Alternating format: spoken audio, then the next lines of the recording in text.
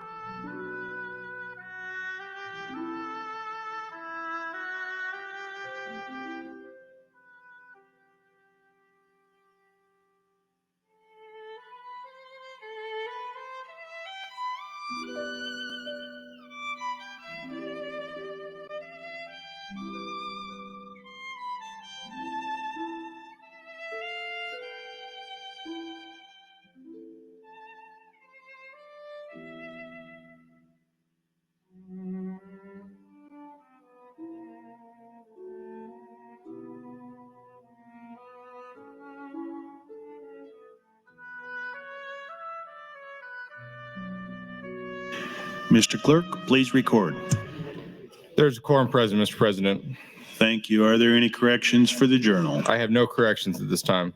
Are there any messages, reports, or announcements? There are, Mr. President. Single amendment to be printed in Sen Raybould to LB 754. That's all I have this time.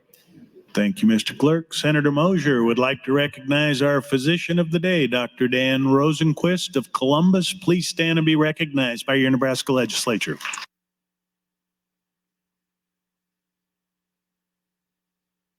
Mr. Clerk, for the first item on the agenda.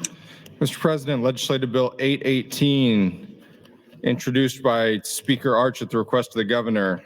It's a bill for an act relating to funds, amend sections 9.1.101, 48.145, 61.305, 75.109.01, and 86.16.3. Provides for the fund transfers, changes and eliminates provisions regarding the sources, uses, and transfers of funds, harmonized provisions, repeals the original section, outright repeals sections 81, 1278, 79, and 80, and sections 86, 127, and 579, and declares an emergency. Bill was read for the first time on January 25th of this year and referred to the Appropriations Committee. That committee placed the bill on general file with committee amendments. There are additional amendments, Mr. President. Senator Clemens, you're recognized to open. Thank you, Mr. President. Thank you, colleagues. LB 818 is another one of the budget bills.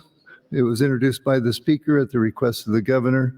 It's part of the governor's biennial budget recommendations. This bill provides for fund transfers and changes in provisions governing the administration and use of funds. And that's the bill that came from the governor, but has been amended by the committee. And I will close on the bill and wait for the amendment to speak.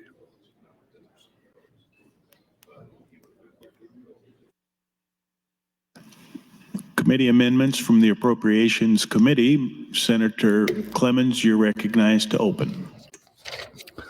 Thank you, Mr. President. AM 1172 is the committee proposal of our adjustments from the governor's recommendations. It also includes LB 819 as amended. LB 819 is the appropriations bill that deals with our cash reserve fund. 818 was fund transfers that we do between funds. The bill contains the emergency clause and will go into effect on July 1, 2023. I wanted to highlight a few things regarding the cash reserve. In the green budget book on page 3, it's on the back side of the general fund financial status. It shows the transfers in and out of the cash reserve fund. And I'm not going to go through every item on there, but I wanted to highlight a few things. There is the roads operations cash fund. There's a one-time $100 million transfer from the cash reserve to the roads operation cash fund. That's because the IIJA federal infrastructure bill has a provision in it that if we would put in $100 million, the federal government would add $300 million to it. So we're going to get $400 million worth of roads financing for a $100 expense. And the committee decided that that would be a very wise thing to do. So that's in the bill. The Nebraska Capital Construction Fund is part of this. There is a one-time $95.8 million transfer to the Capital Construction Fund for the remaining amount of the new corrections facility. Then the detailed information on capital construction expenditures starts on page 65 of the green budget book. We'll give you more detail there. On page 5, you'll find the Economic Recovery Act regarding East Omaha. There's $180 million reduction of ARPA funds for this act, with an increase of $180 million of ARPA funds for Natural Resources Program 319 for a new water supply for Lincoln. There's a $240 million cash reserve transfer to replace the $180 million of ARPA funds, an additional $60 million of new funding for the East Omaha Economic Recovery. There's also included a $30 million transfer of general funds for additional funding for an airport business park that would also coming out of the cash reserve. There's rural workforce housing and middle workforce housing funds, a $20 million transfer appropriated for rural workforce housing, $10 million each year for rural workforce housing, continuing that program, and $20 million for middle workforce housing, $10 million each year for that program. The Perkins Canal project you've heard about to preserve water in the South Platte River coming from Colorado. The initial request was $449.5 million. The governor asked for an amended request of $574 million to construct construct a canal into Nebraska on the South Platte River to preserve our rights under the compact with Colorado. So other items, there are a number of other items in here that if you look on the page 3, you'll be able to look down those transfers. Those were just a few of the items I wanted to mention. The bottom line is that our cash reserve ends at the bottom at $989.9 million. That looks like a large amount of money, but our state spending is over $450 million per month. And so the $989 million represents about a 16% cushion in our budget, and a two-month cushion is, in my opinion, a wise thing. It's a target that we use to keep our cash reserve at least 16%. And I'm glad to say that we're meeting that target with this amount. I would not want to reduce that much farther, although I know that there is amendment coming up that we'll speak to when it arrives. And so overall, this is much more simple bill than what we had yesterday with the $5 billion of general funds. This is mostly fund transfers and cash reserve items.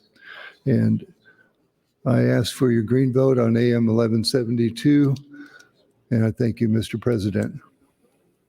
Thank you, Senator Clemens. Mr. Clerk, for an amendment. Mr. President, Senator Mosier would move to amend the committee amendments with AM 1584. Senator Mosier, you're recognized to open on the amendment. Thank you, Mr. President. Good morning, colleagues. So when the budget came out, there was a $40 million transfer from the Nebraska Universal Service Fund to spend money that was in that account and use it to build up the reserve. And this motion strikes the language that gives us the permission to take that money, and it also strikes the actual amount of money for a number of reasons. The money in the Universal Service Fund is put in there from excise taxes or Universal Service Fund fees, and we can't take the principal out of that account. We have in the past taken some of the interest out of that account.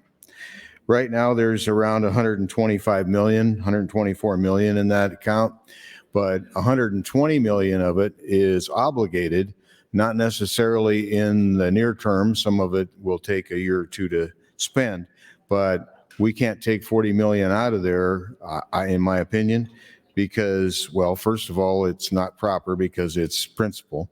Second of all, there are commitments to spending this money on various projects.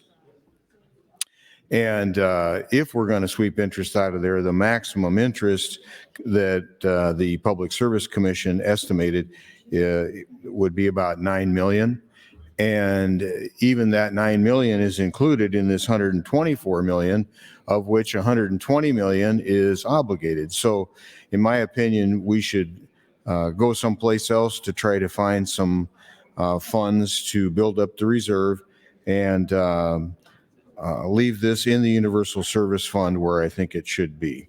So I would appreciate your support for 1584, and if you have any questions, I'd be glad to answer those. Thank you. Thank you, Senator Mosier. Senator Wisher, you're recognized to speak.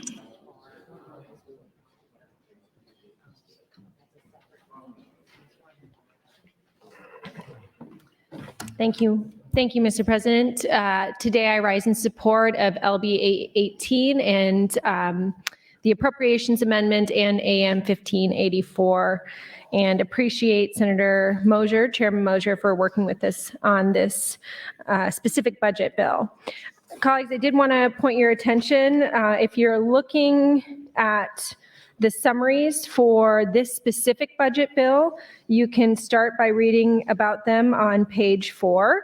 Actually, page 3 as well. This is mainly talking about cash reserve fund transfers. And I wanted to go through and talk with you a little bit about some of the work that we're doing in terms of one-time funding.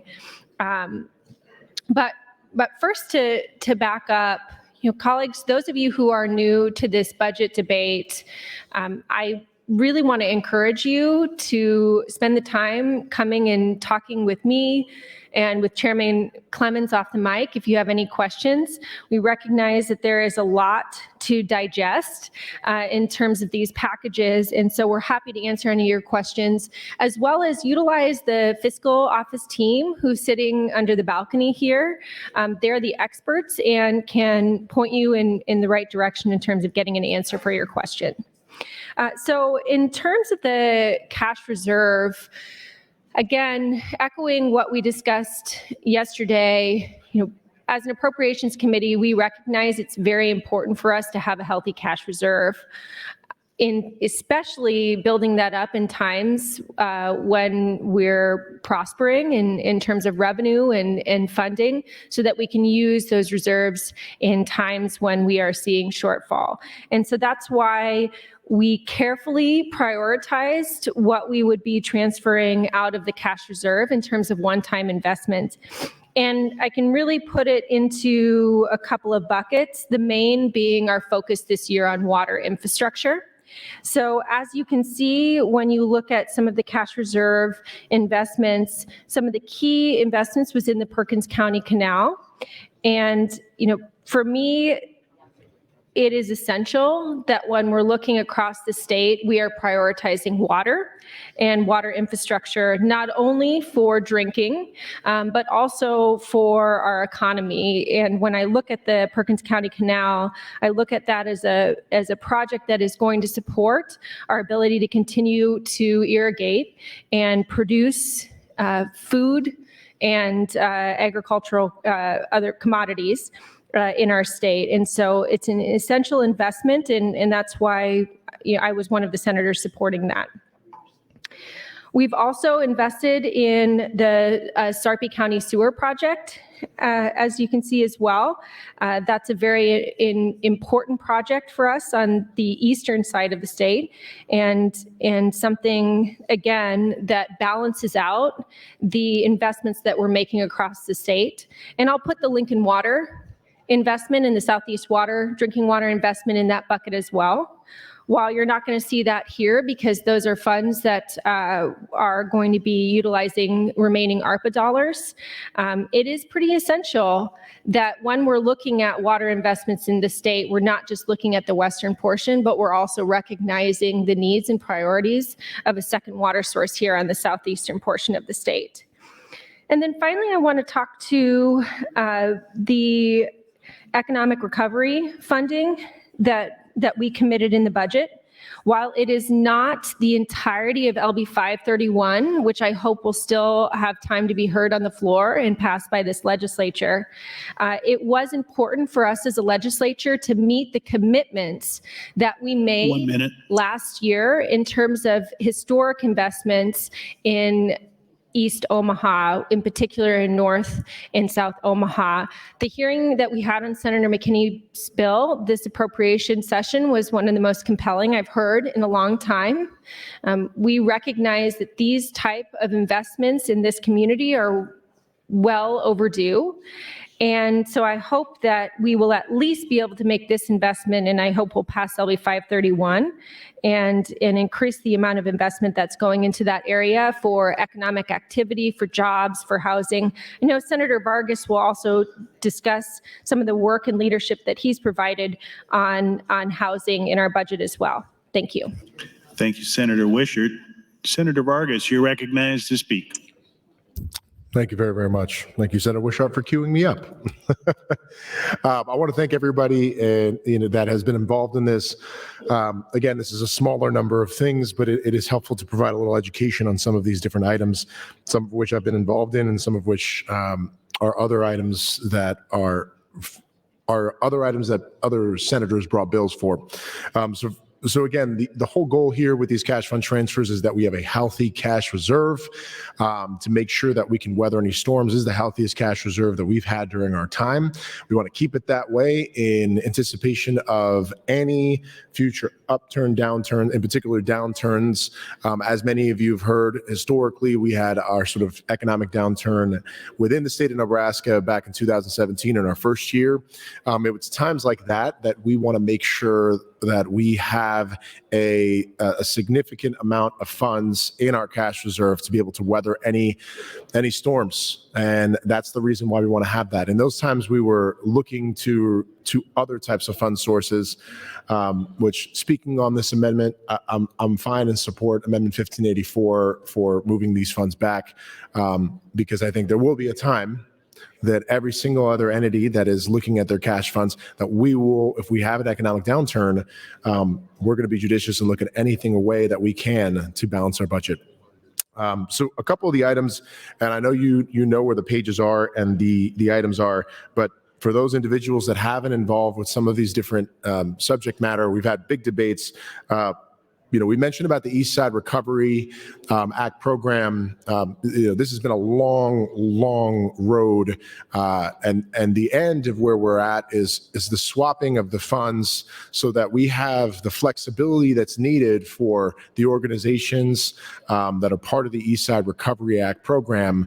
The federal funds presented a lot more challenges for different organizations. We've been talking about challenges for organizations, even amongst, the corrections side of things for some of these grants for reentry. We realize that a lot of these smaller organizations or emerging organizations doing really important work in East Omaha that we think are going to lead to economic recovery through our East Side Economic Recovery Committee need more flexibility, and this is a way to do that. So by swapping those funds, we're making sure these organizations in North and South Omaha, that we can get those funds out to them and they can start beginning on this work within these next few years, because we desperately need this investment. We need to make sure we're investing in jobs, in the economic recovery and economic development. And I think the running theme you hear in these cash fund transfers is water infrastructure, economic development, obviously one-time spends. So I'm just thankful for all the members of that special committee for the Economic Recovery Act and my members of this committee for supporting this swap, so we can also make sure we're doing the infrastructure side of funding. This is critically important for our state. Both of these initiatives are very important, and I wanted to thank the members for supporting this.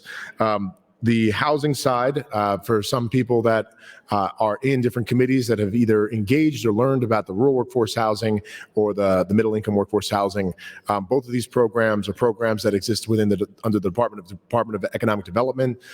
There are some bills that are in different stages that are trying to amend and improve these programs that are already pretty successful programs.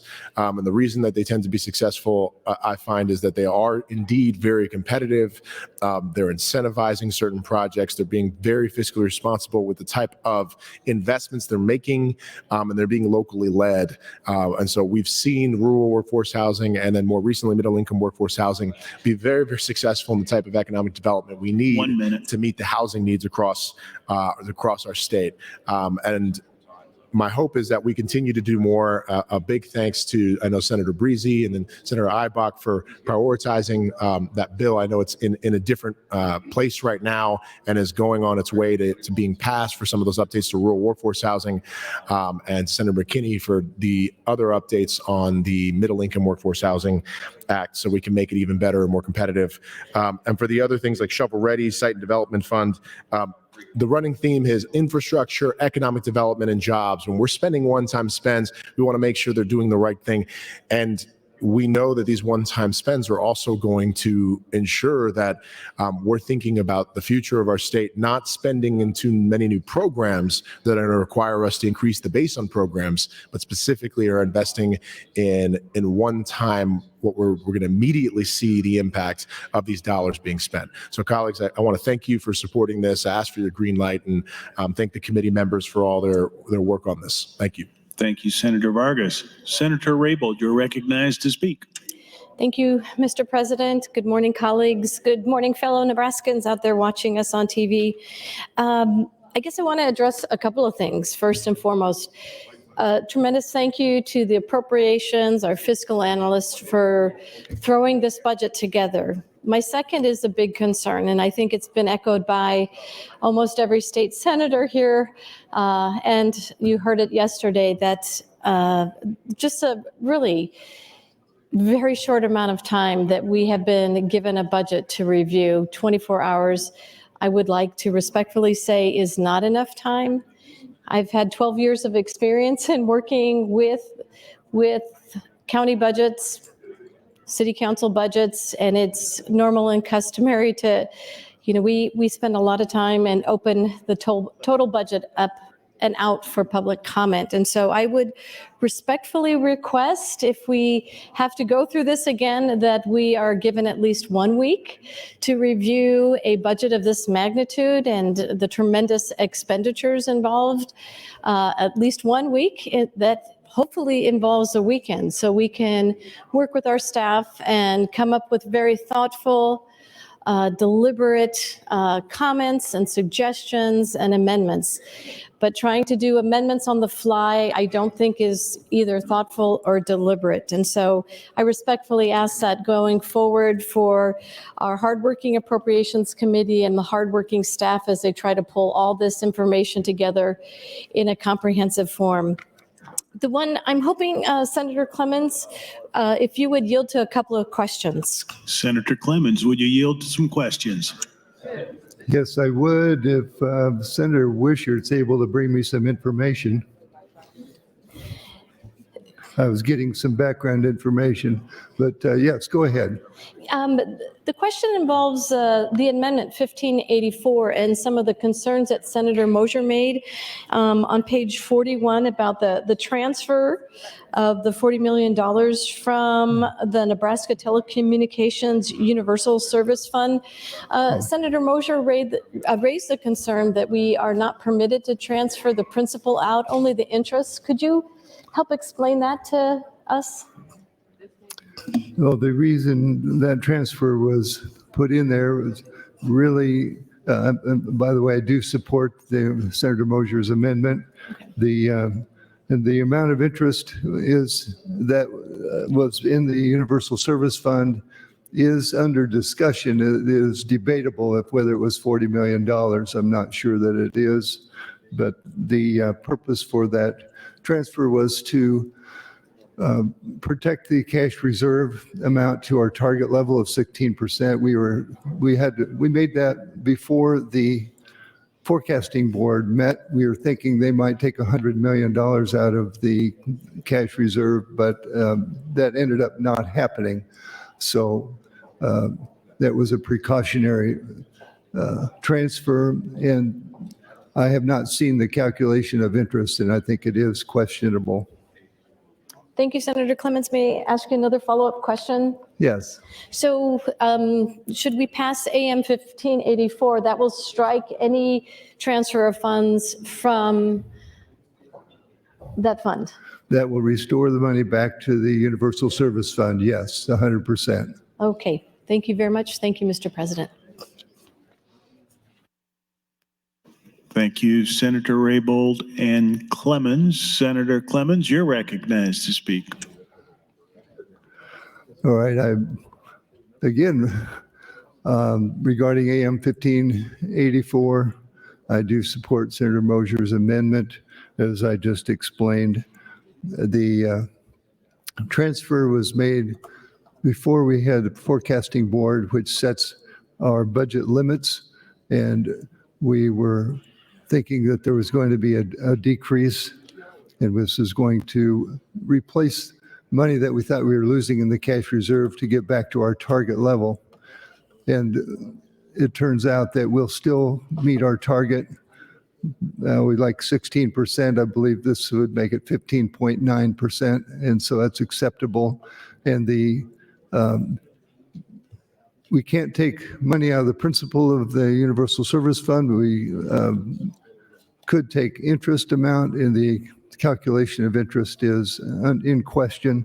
And so I believe it's prudent at this point to restore that $40 million back to the Universal Service Fund, and I do support that amendment. Thank you, Mr. President.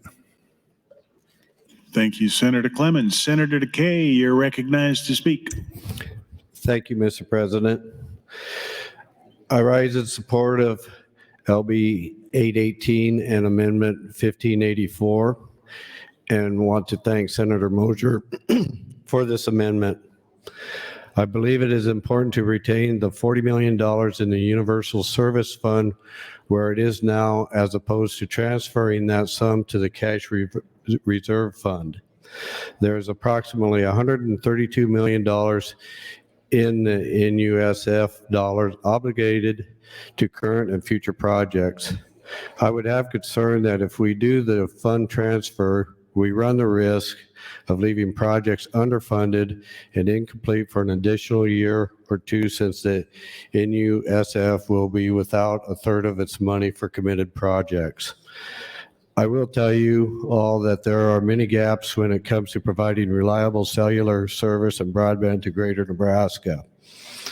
Many communities and rural households in my area do not have access to fiber for broadband.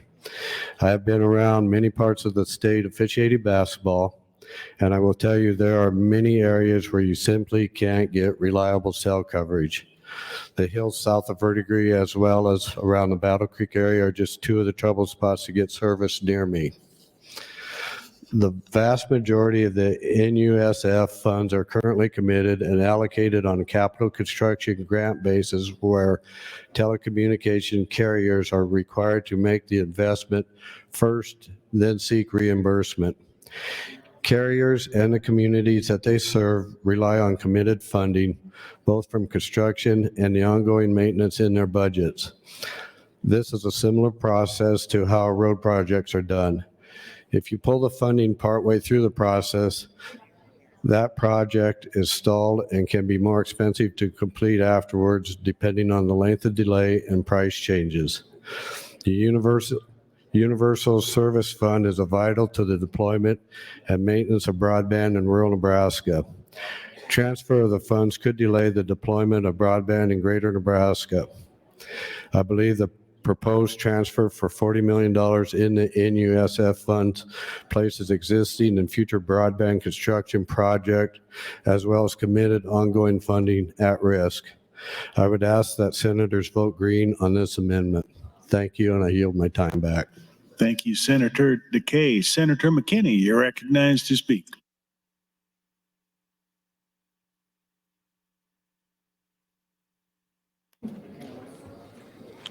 Thank you, Mr. President. Sort of support LB 818 because it does have allocations for things that I love. But my issue is the transfer or the money for the prison. If you're tuned in and weren't tuned in last night, I would like to tell you that last night we found out that NSP will not be closed. Although there will be a vote to build a prison, the Nebraska State Penitentiary, which has been advertised as a facility that is in disarray, inhumane, needs to be closed, will not be closed no matter what. Because the state would like to keep its options open because they know, like we all know, day one of the new prison opening, it will be overcrowded. So again, if you didn't know and you felt like I was being, not understanding of the conditions of the prison, well, in reality, it's not going to close. The state has no plans to close the Nebraska State Penitentiary, although there will be a vote to build another prison. So if you weren't aware and weren't paying attention last night, the Nebraska State Penitentiary is not closing. It is going to stay open, although the state is going to build another prison without accounting for operation cost, program cost, not even studying programming or anything like that. So we have a huge issue. Our taxpayers, I would like you guys to know that you'll still be paying for the Nebraska State Penitentiary and a new prison once it's open. So if that's a good use of your tax dollars, I'm confused. We talk about the need for property tax relief. We talk about the need for more educational funding. We talk about the need for more funds for food insecurity and poverty and things like that. But we're going to waste money on a prison, and we're going to keep one that for the past 3 years, everyone that has supported it, not everyone, but a huge portion of the individuals that support it have stated that is in such bad shape that it needs to be closed. But we learned yesterday that is not going to happen. The Nebraska State Penitentiary is not going to close, no matter if a prison is going to be built. It's still going to be up. I would love for it to be demolished and bulldozed. And most people think I'm crazy for saying that, but if it's in such bad shape, it's inhumane, people shouldn't be living there, why can't we bulldoze it and take it to the ground? Oh, we can't, because we have to keep our options open, because we still would like to use it and house people there. And that is a fact. So if you didn't know, now you know, the Nebraska State Penitentiary will not close no matter what. But we still need policy changes because our system is going to be overcrowded no matter what. Build this prison, keep that one open for, I don't know, but there's plans to keep it open. They say decommission, but what does decommission mean? The language I read said decommission, multi-custody level. But that didn't say you couldn't hold people there. It's just decommissioning it for multi-custody levels. So if it's a minimum and maximum now, or medium and maximum, it'll just be a medium or minimum or maximum. So that's where your tax dollars are going. If you didn't know, the Nebraska State Penitentiary is not closing, and people are still going to vote to build a prison. Thank you. Thank you, Senator McKinney. Senator Doran, you're recognized to speak. Thank you, Mr. President. I do stand up, very much support LB 818 and Amendment 1172, and also Senator Moser's Amendment 1584. Yesterday or this morning, former Senator Dan Watermeyer, who is District 1 Commissioner for Public Service Commission, sent the Appropriations Committee an email explaining some of what's going on with that service fund. Senator Mosier was right. There's approximately 129 million in there right now, and they have allocated this year 132 million to use on different projects. And then also another program, another 22.7 million. But Senator Wademeyer included a paragraph in here. It says, prior to 2015, the service fund paid out annually was approximately the amount brought in via revenues annually. As the service fund moved to supporting build out of broadband capable voice networks, payments for projects was moved to a reimbursement basis as an accountability measure, leading to support building up in the fund. In other words, the last several years, this fund is most likely, when it's come to Appropriations Committee and we looked at it, it's been over the $100 million mark. And we've had discussions in the past with them about that. But that kind of explains why and how that fund has built up to that amount. He did also, I know Senator Clemens talked about not knowing what some of the interest amounts were collected. He did include in there from 2015 through 2023. This next year, it's projected that that will be the highest amount at a little over 2 million of interest.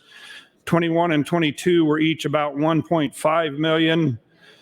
2020 was about 1.1 million. So part of that 40 million that was going to come back into the cash reserve, the verbiage or the wordage put with that was earnings only. So I agree with Senator Clemens that as you look at those numbers, it's either going to take an awful long time to get up to 40 million or that wasn't going to happen, one or the other. I think Senator Wishart did a very good job of explaining some of our cash transfers and some of the bills and some of the, I call it the economic activity that those bills will help some of the vital needs that we need in this state with those funds and how they're all being used. Yes, there are some big projects, Perkins Canal and the transfer to the prison, the new facility, the prison. Senator McKinney's talked a lot about the prison and why we, thoughts on why we need it or don't need it. When I came up here 4 years ago, a little over 4 years ago, in the first budget we worked on, I don't know if that was the time or shortly in that time period there was when the first discussion came about to build that facility. And as I remember, and I don't know if these numbers are exactly right, but as I remember, we were looking at a cost approximately of 220 to 240 million to build that facility. As we went through our discussion this year, and as we've had different people comment on, I call it the increase in inflation, the increase in cost. Right now in that fund, there's about left about 335 million. There will be in that fund to build that prison, but I've heard the cost to be up to maybe 360 million. Somebody yesterday on the floor made the comment, by the time this prison gets done, by the time this facility gets built, we could be at a cost of over 400 million. Thank you, Mr. President. Part of what happens when we have a project like this that we critically need because of what is all happening down at our state penitentiary here in Lincoln and the condition of part of that facility, not all of that. I will agree 100% with Senator McKinney. Part of that just needs to be bulldozed in, but there's one building down there that's only like 3 or 4 years old. There are buildings or part of that facility could be used as other options, but those facilities down there aren't going to get any better without considerable amount of finances put into something that long-term is not really viable. This new facility is something that whether we have an increase in inmates or not, this new facility we need for the current inmates so that they are able to continue to have a decent place when they are in jail. Thank you much. Thank you, Senator Doran. Senator Michaela Kavanaugh, you're recognized to speak. Thank you, Mr. President. Good morning, colleagues. I rise in support of AM 1584. I spoke about this 2 days ago before we started on the budget, my concerns over the universal service funds being transferred, $40 million being transferred into the general funds for budgetary purposes. I'd asked if Senator Clements would yield to a question. Senator Clements, will you yield for a question? Yes. Yes. Thank you, Senator Clements. Could you walk me through what the thinking was about utilizing these funds in the first place? The Universal Service Fund. Yes. The thinking was that we had not had the forecasting board meet yet, and I was being told we might lose $100 million out of our cash reserve after that meeting. And so $40 million was to keep from the cash reserve dropping below our target level. And so that's really, Okay. it's to, yeah. We also thought that in the past, the Universal Service Fund hadn't been utilized all that much, that there was excess dollars.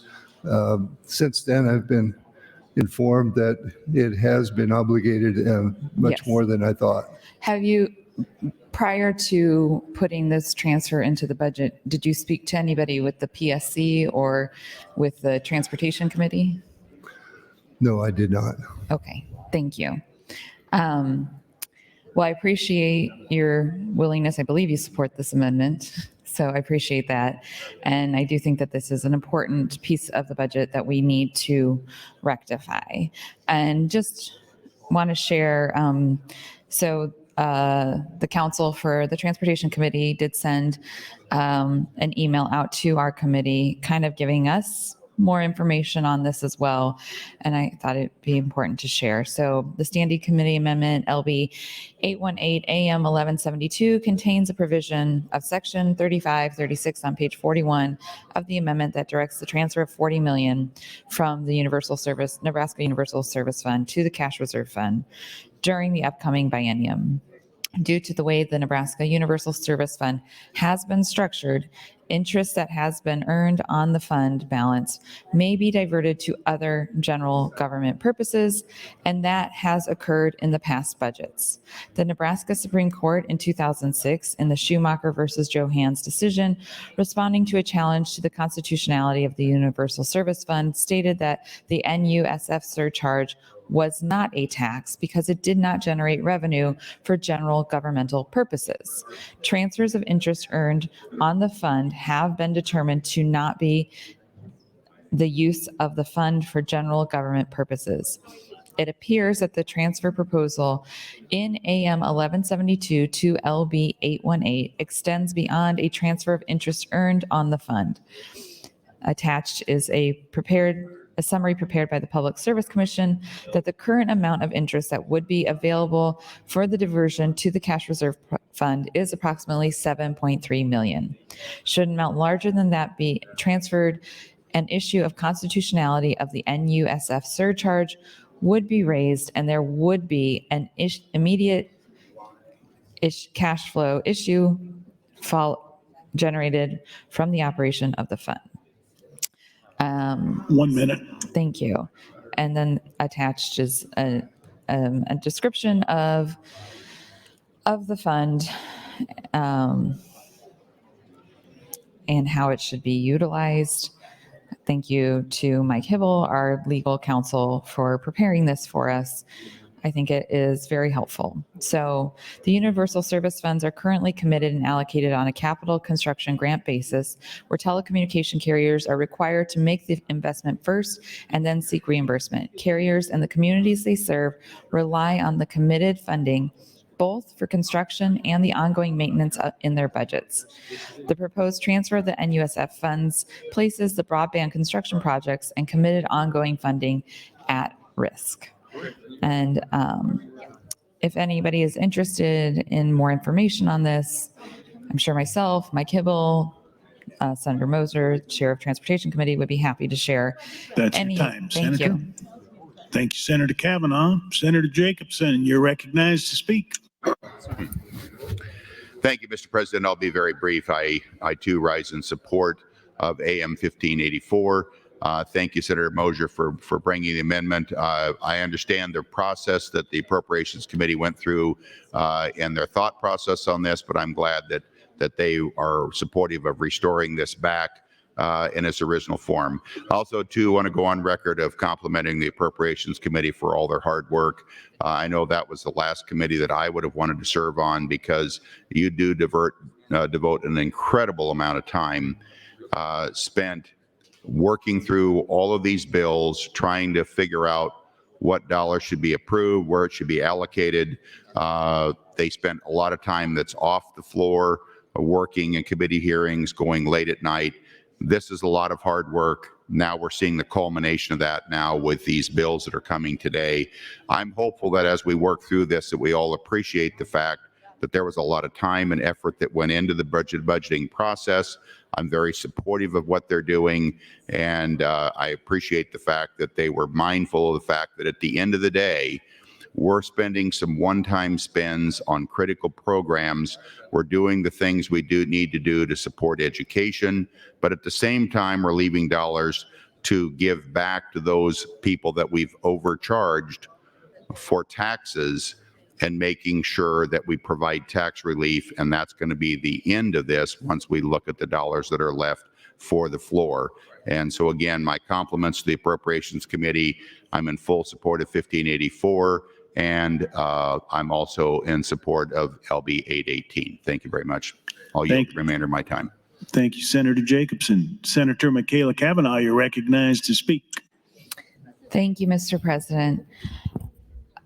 Colleagues, yesterday I introduced multiple amendments to shift funding away from a different fund back to the general fund. And that's essentially what we're doing here this morning with AM 1584, is we're shifting the funding away from the NUSF fund. We're taking that back. And so essentially that's general fund dollars. It's going to decrease what we have in general fund dollars by 40 million. And I 100% support that.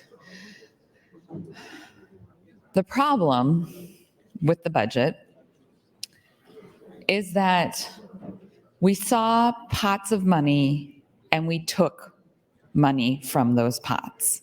And we did not do our due diligence to explore whether that was appropriate. We did it with the Environmental Trust Fund, we did it with the TANF Fund, and we're doing it with the Universal Service Fund. None of these are appropriate. None of them are appropriate. And that, it is what it is. And putting together a massive multi-billion-dollar budget is complex and arduous, but we need to be nimble about this. And when we find mistakes, we need to rectify them. And I know that that's what we're going to do this morning. Senator Mosier brought the amendment, so we're going to do it. The thing is, I firmly believe if I brought this same amendment, you all wouldn't vote for it.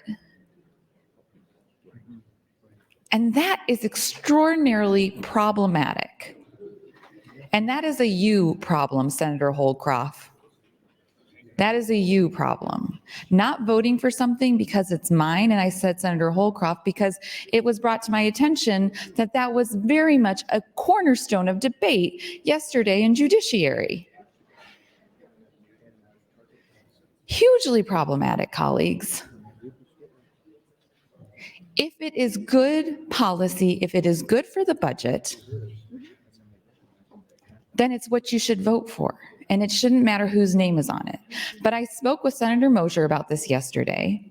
I spoke about it on the floor the day before.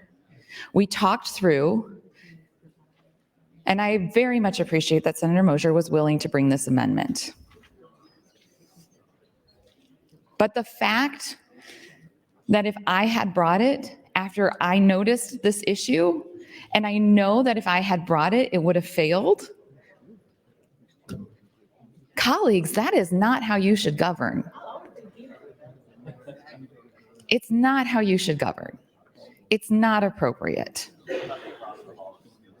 But I do appreciate when people are transparent and say those things out loud and say them publicly, because at least I know where I stand with people. Yesterday, I attempted to make a change back to general funds for $11 million that was TANF funds that is going to be very challenging to the people that are receiving the funds. And it failed miserably. Partially because it was mine, partially because apparently people out in the lobby were telling you all that the governor was going to line item veto it if you moved it back to general funds, because the governor was going to line item food banks and domestic violence services. I don't believe that.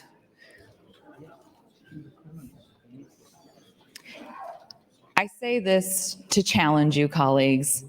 I'm challenging you to be more thoughtful, to vote what you think is right and appropriate, and disregard who's bringing it. I do that every single day. I vote for the things that I think I should vote for because I think that they're what are good for the state, not because of who's brought it. Sometimes I vote for something in favor of it just because of who brought it, but I never vote against something because of who brought it. Never. Not a once. And I would caution you against making that your practice as well. That's your time, Thank you, Senator. Mr. President. Thank you, Senator Kavanaugh. Senator Ballard announces guests in the North Balcony, fourth graders from Malcolm Public School. Please stand and be recognized by your Nebraska Legislature.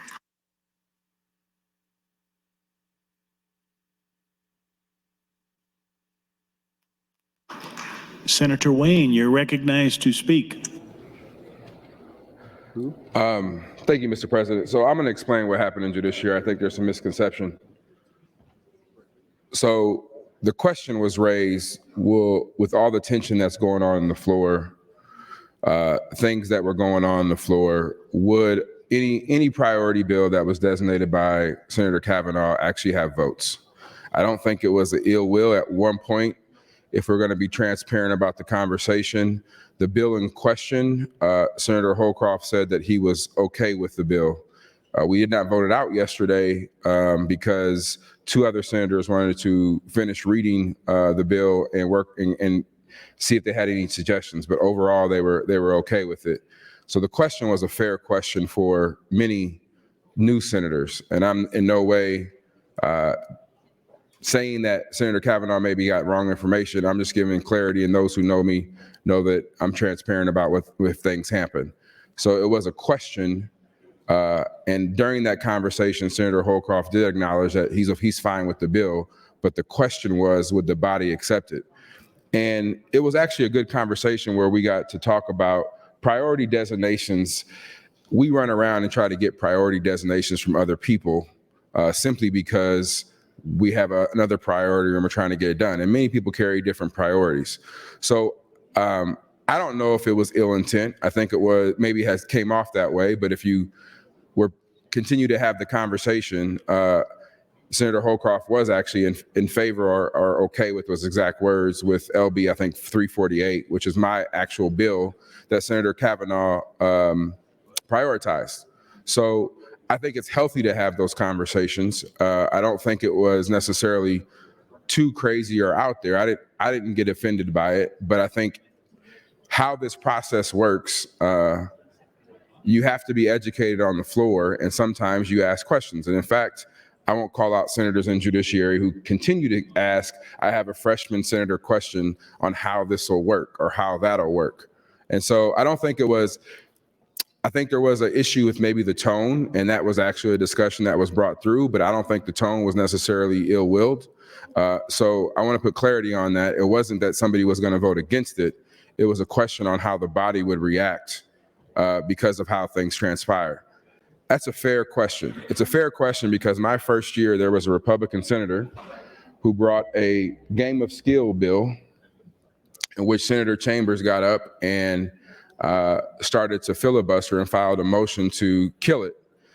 And that same Republican senator, the morning, pissed off all the Republicans, and his bill died within 5 seconds. It was the quickest death I ever seen of a bill.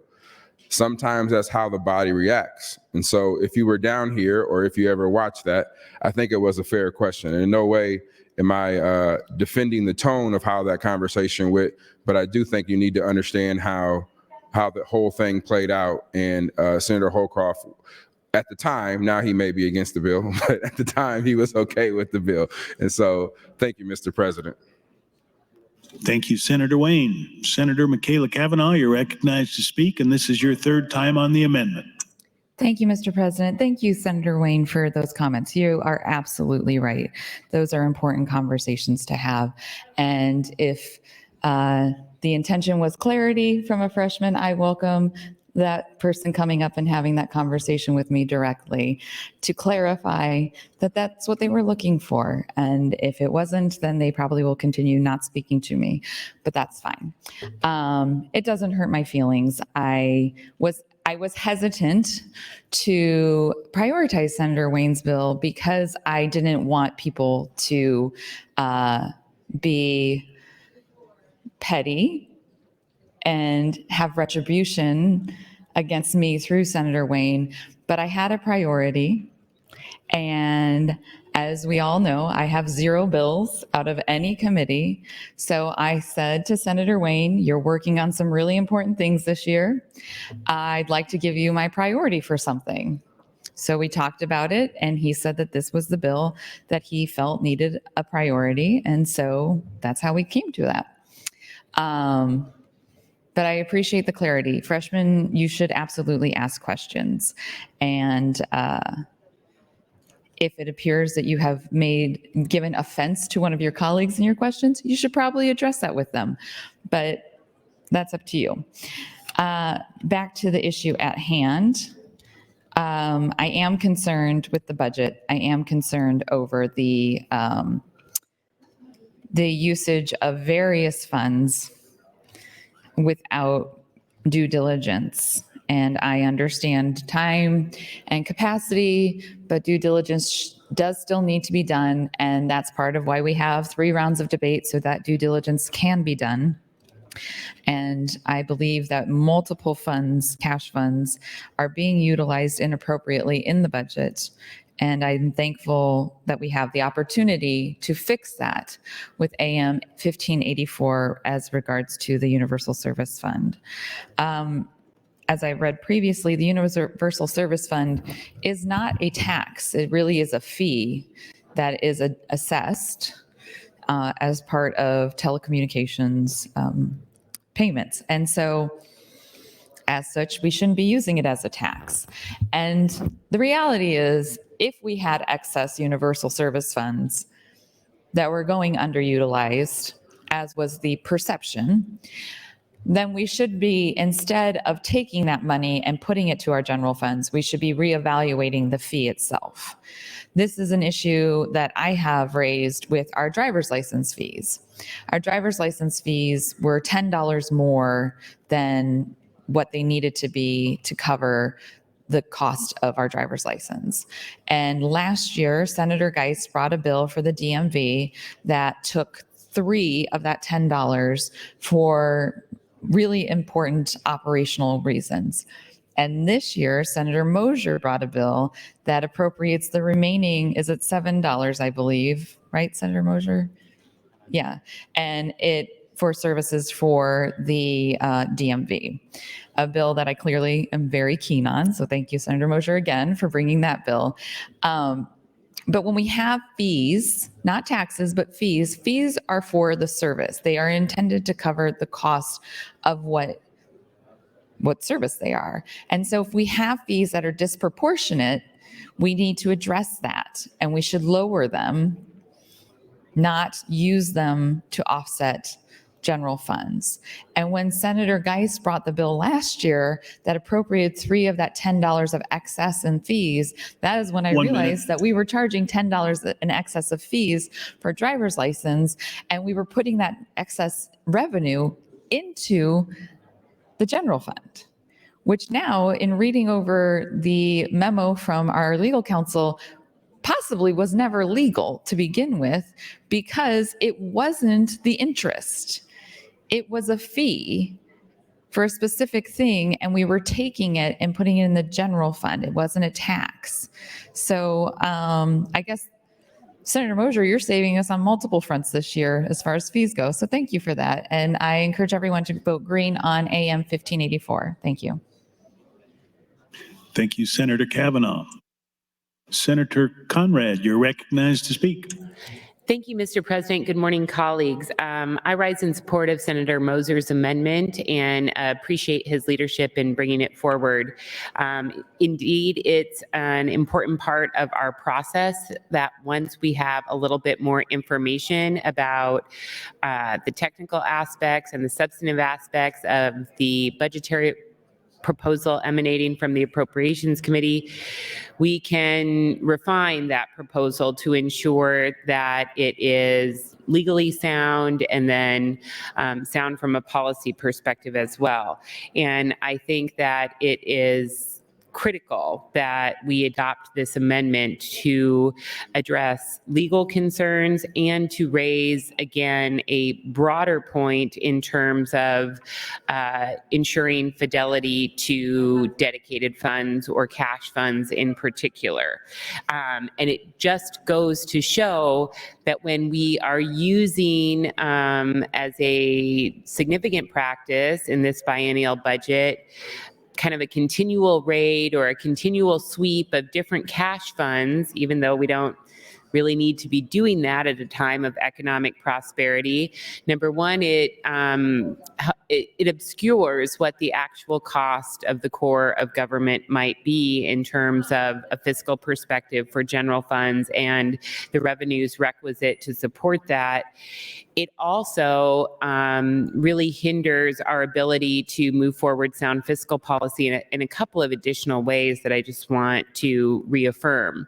So everybody knows that when we have faced economic downturns, when we have been working through painful and difficult recessionary periods, the legislature has worked creatively.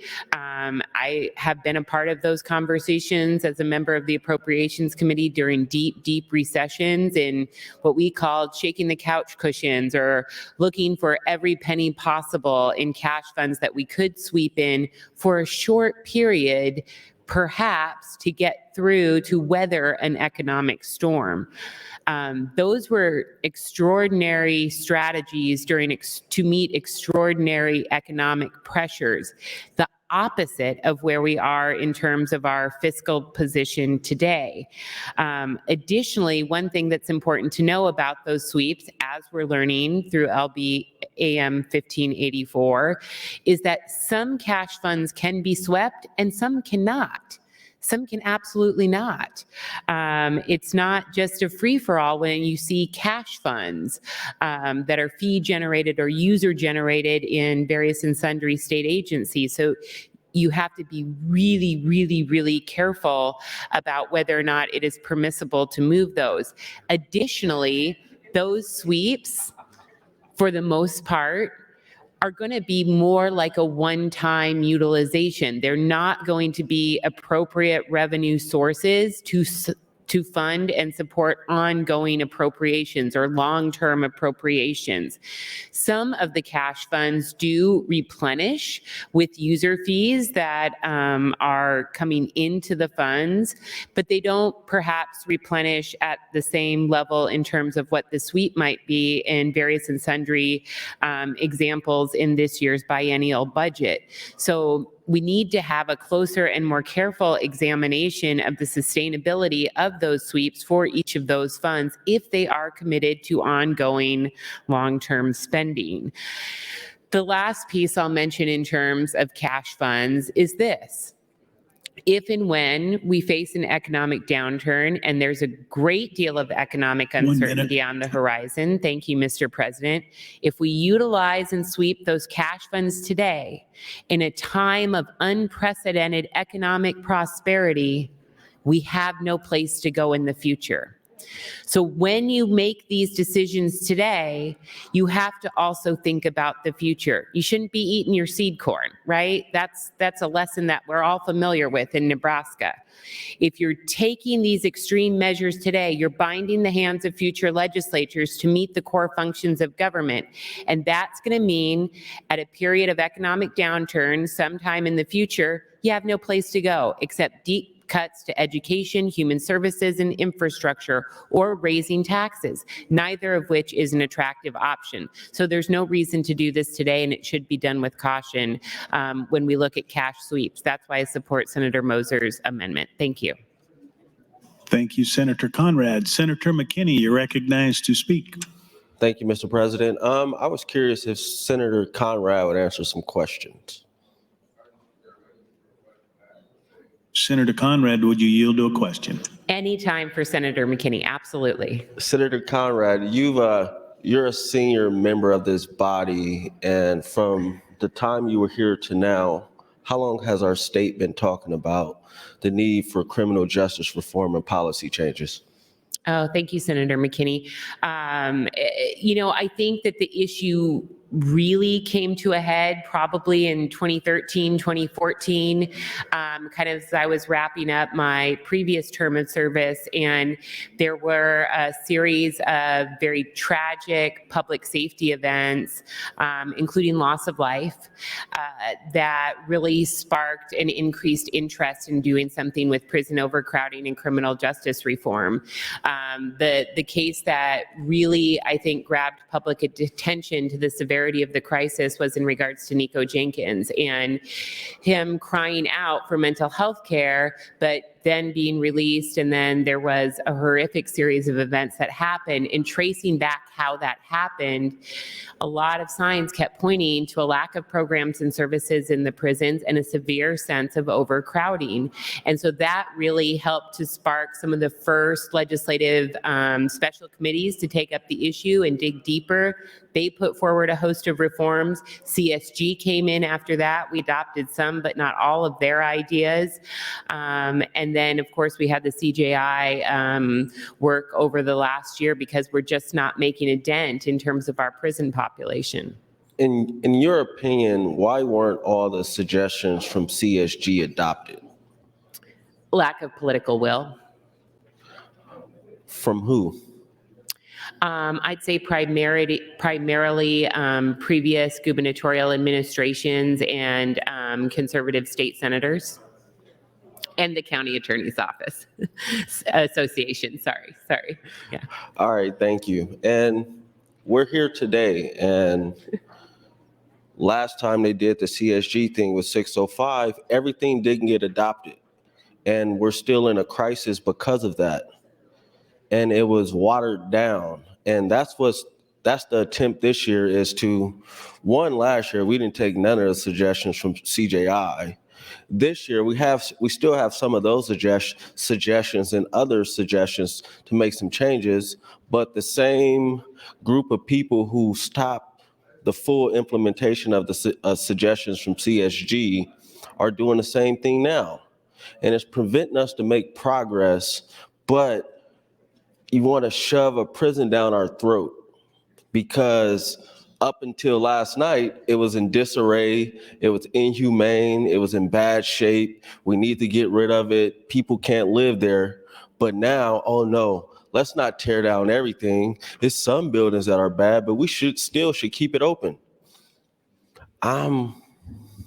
It's just real interesting how one day this is a position, another day this is another position, and then we stand up and say we want to save taxpayer dollars and all these type of things and talk about public safety and all these other things. But the priorities aren't what are being reflected from this body at all. We need policy changes. We need to figure out what we're going to do. We don't even have a classification study to even know what should be built and how much it should be built for. One minute. What if a classification study comes back and says, no, you don't need $350 million plus dollars. You need $500 million. What are you going to do? come back to this body and try to justify it and still say the Nebraska State Penitentiary will not close because we want to keep our options open and it shouldn't be bulldozed. But for 3 years, people have stated that they supported a prison because NSP was in such bad shape that it needed to be shut down. But that has changed. Thank you. Thank you, Senator McKinney. Seeing no one else in the queue, Senator Mosier, you're recognized, and waive closing on AM 1584. Senators, the issue is the adoption of AM 1584. All those in favor vote aye. All those opposed vote nay.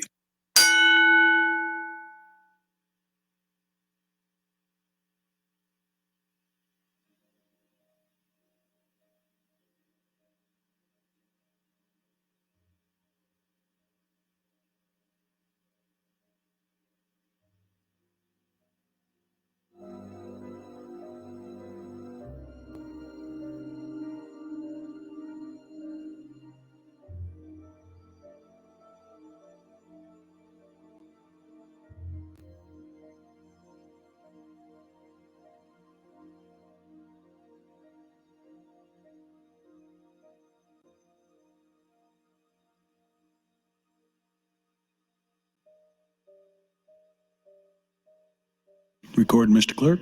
36 ayes, no nays, Mr. President, on adoption of the amendment. AM 1584 is adopted. I do, Mr. President. Mr. Clerk, for items. Mr. President, amendment to be printed from Senator Ibach at LB 50. Concerning the bill, Mr. President, the next amendment, Senator John Kavanaugh moved to offer AM 1609. Senator John Kavanaugh, you're recognized to open. Thank you, Mr. President. Good morning, colleagues.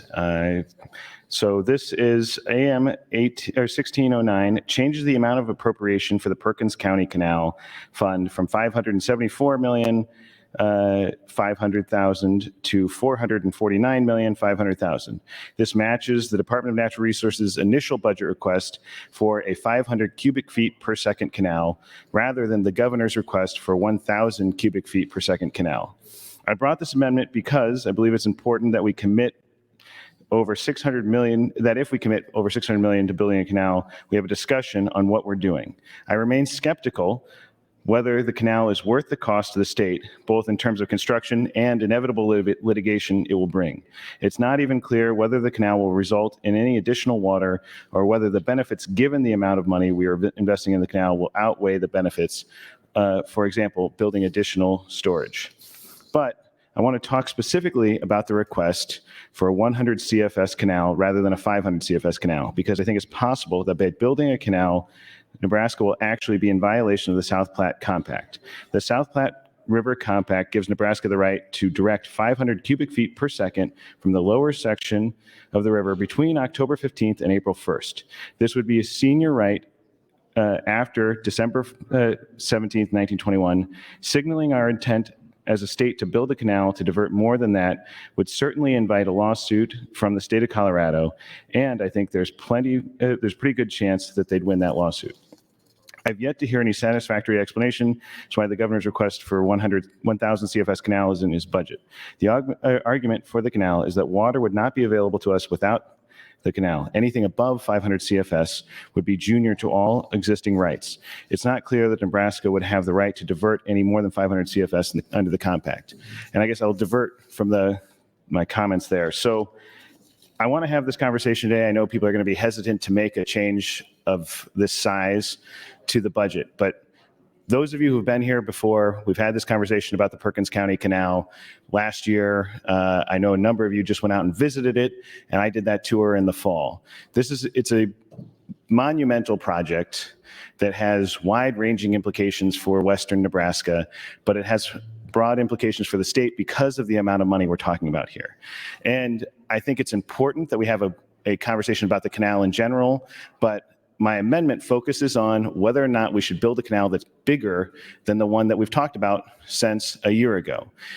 The additional cost of $125 million, although I might have to amend that because I spoke with Director Riley at DNR, who again has always been great and answered all my questions, even though I've constantly questioning what they're doing there. But there may be some increased construction costs associated with the 500 CFS canal anyway that we may need to take into account. So for the purposes of this discussion, the dollar amount is 125, but if we actually decide to amend to make this change and limit to a 500 CFS, we might need to go with a different dollar amount. But the point is whether we build a 500 CFS or 1,000 CFS canal. That's the limit of the conversation in terms of my amendment, and we'll figure out the dollar amount in a bit. The reason for this is, the reason this is an important conversation to be had is the compact allows, the Platte River Compact between the state of Colorado and the state of Nebraska allows for Nebraska to have 120 CFS in the summer months, the irrigation months. And that means that entitles us to put a call or ask the state of Colorado to stop water usage in the lower Platte if we're not getting 120 CFS. So that's a right we already have. The canal is about in the non-irrigation months between that October and April date where we're entitled to 500 CFS, which is cubic feet per second of water during that time, only if we build this canal. So we have to perfect that right is what we call it, which means allow us to put a call or ask the state of Colorado to stop water usage so that if our delivery falls below 500 CFS, we build that canal, that gives us that right. That's the argument. So, and then we can build an augmentation project in the state of Nebraska for storage, which has a lot of benefits. There's been a study, the San Jero report, which I'm sure you all have received, but probably haven't really digested. It's a little technical and complicated. But the question then is, why build a 1,000 CFS canal, right? And it has two problems as I see it. One is it's built specifically for those unusual events, once every 7-year events where the flows get high enough that the water, then there would be water to divert above 500 CFS. The issue with that is in those instances, if that water is not diverted by a canal, it would go in the Platte River into the state of Nebraska, which means we would be spending this $125 million to get an additional canal capacity for water that we already have a right to. The compact states we can divert water that would otherwise cross the state line, would otherwise go into Nebraska in excess of 500 CFS. That's water that we already have a right to. We should not be spending millions of dollars to get water that we already have a right to. The argument for the canal is spend $500 million to perfect our right to water. So there's a justification for that because this is water we wouldn't otherwise get. But this additional cost is for water that we would already get. And the reasoning is that we can then divert it into the storage capacity once every 7 years. So that's a question of value, whether or not that brings that value to spend all of that money now to get those once in a while events to get access to water that we already get. So that's why I think this is an important conversation. But part two is the compact gives us the power of eminent domain in the state of Colorado, which means we can go into Colorado and we can take people's property, buy property, operate the canal, build the canal. We have the right to do that under the compact. We have the right to do that to build a canal for the diversion of 500 cubic feet per second. I think that puts into question whether Colorado will honor that right, that claim of ours to build a bigger canal than that. And so I think it puts in jeopardy our claim to build this canal in the state of Colorado, which we have all argued all the way along that Colorado is going to do everything they can to keep as much water in Colorado as they can and to prevent us from asserting this right. And so to put ourselves in a position for water that we're already going to get once every 7 years to put in jeopardy our claim to eminent domain, I think is a mistake. And aside from the fact that this is, I know it's we are all saying we're flush, we have money to spend or whatever it is we're doing, but we are also scraping to find money for lots of projects. To tie up $125 million for a project that has all of those issues, I think is a mistake.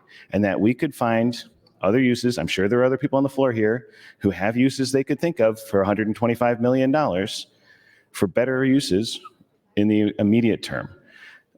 So that's the issues. I'd be happy to take any questions. I'd be happy to engage in the conversation about the canal, about why I think this is a problematic approach, and why I think that we should go back to, we should still, again, I'm suspect of the canal in general for a number of reasons, and we can talk about that. But if we do it, it should be 500 CFS.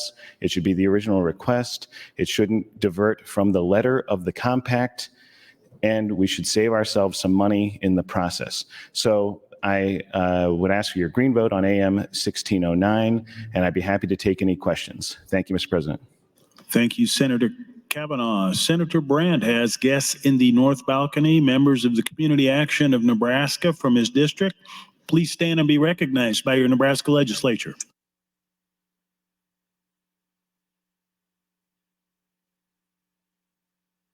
Senator Clemens, you're recognized to speak. Thank you, Mr. President. I stand in opposition to AM 1609. I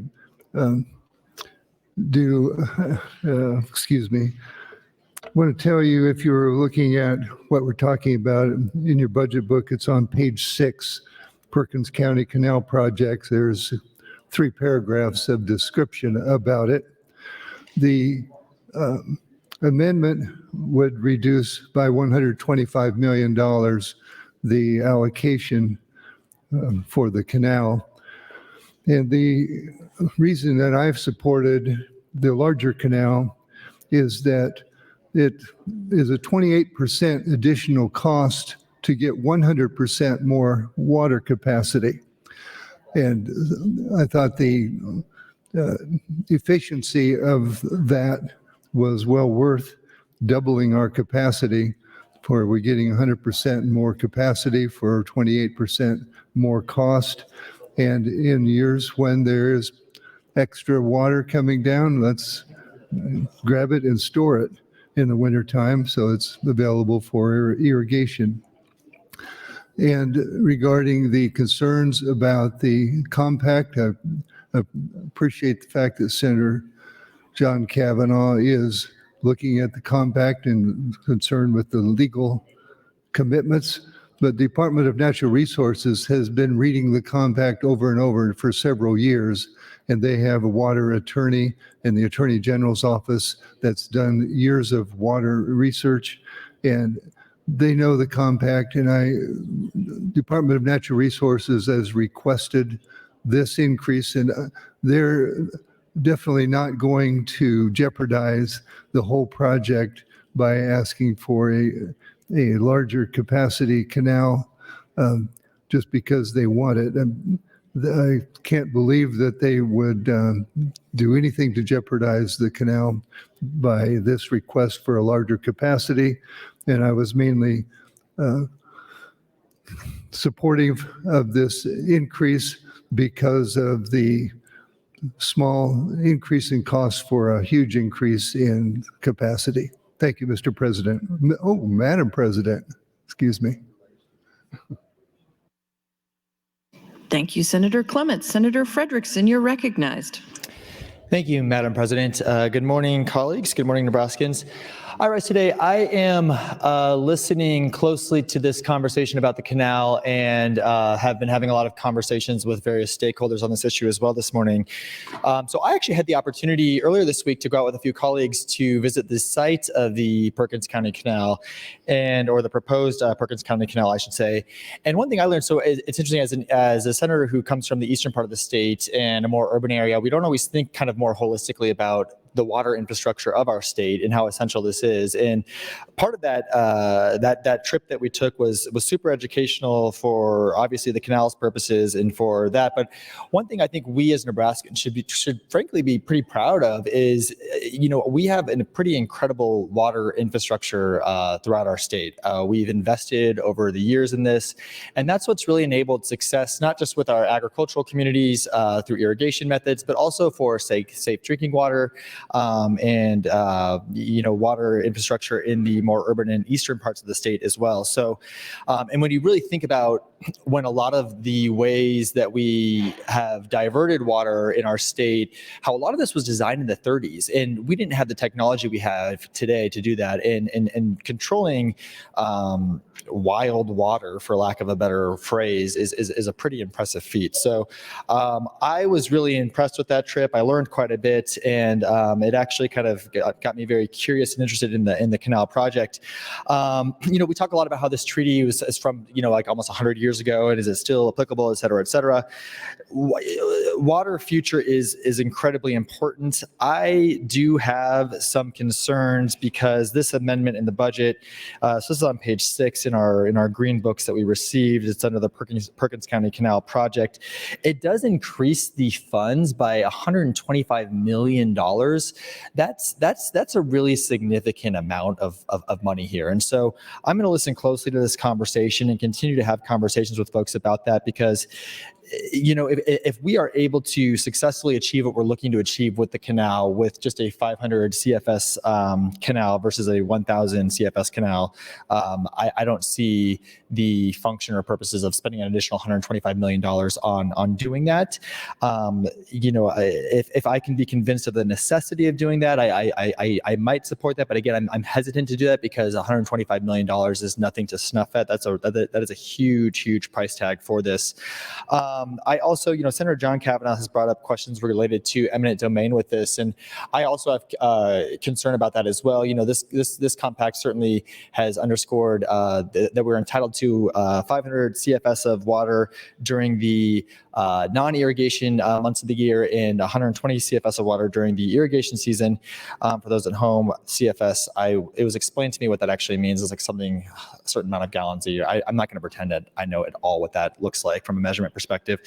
But we also, my understanding from the treaty is that we're also entitled to any additional water flow that just organically occurs. So if there's a heavy snowfall year, for example, there's nothing that prevents us from achieving those or obtaining that amount of water as well. So, but the eminent domain question is interesting because we will be, if we do move forward with this canal project, we will be exercising eminent domain in another state, in the state of Colorado. And so there is question as to whether or not, based on that treaty, we are entitled to the eminent domain for the use of a 500 CFS sized canal, or if we also have the ability to do that with a 1,000 CFS. I've been, from what I understand from some of the conversations I've been having, is that some folks are really confident that should not be an issue.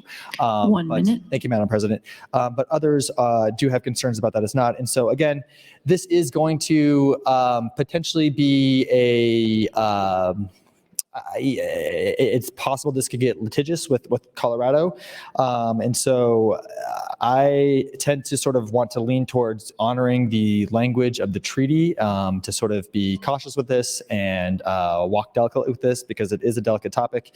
But I am leaning towards supporting AM 1609 for those reasons. And I'm going to continue to listen to those conversations and have conversations with some of the stakeholders.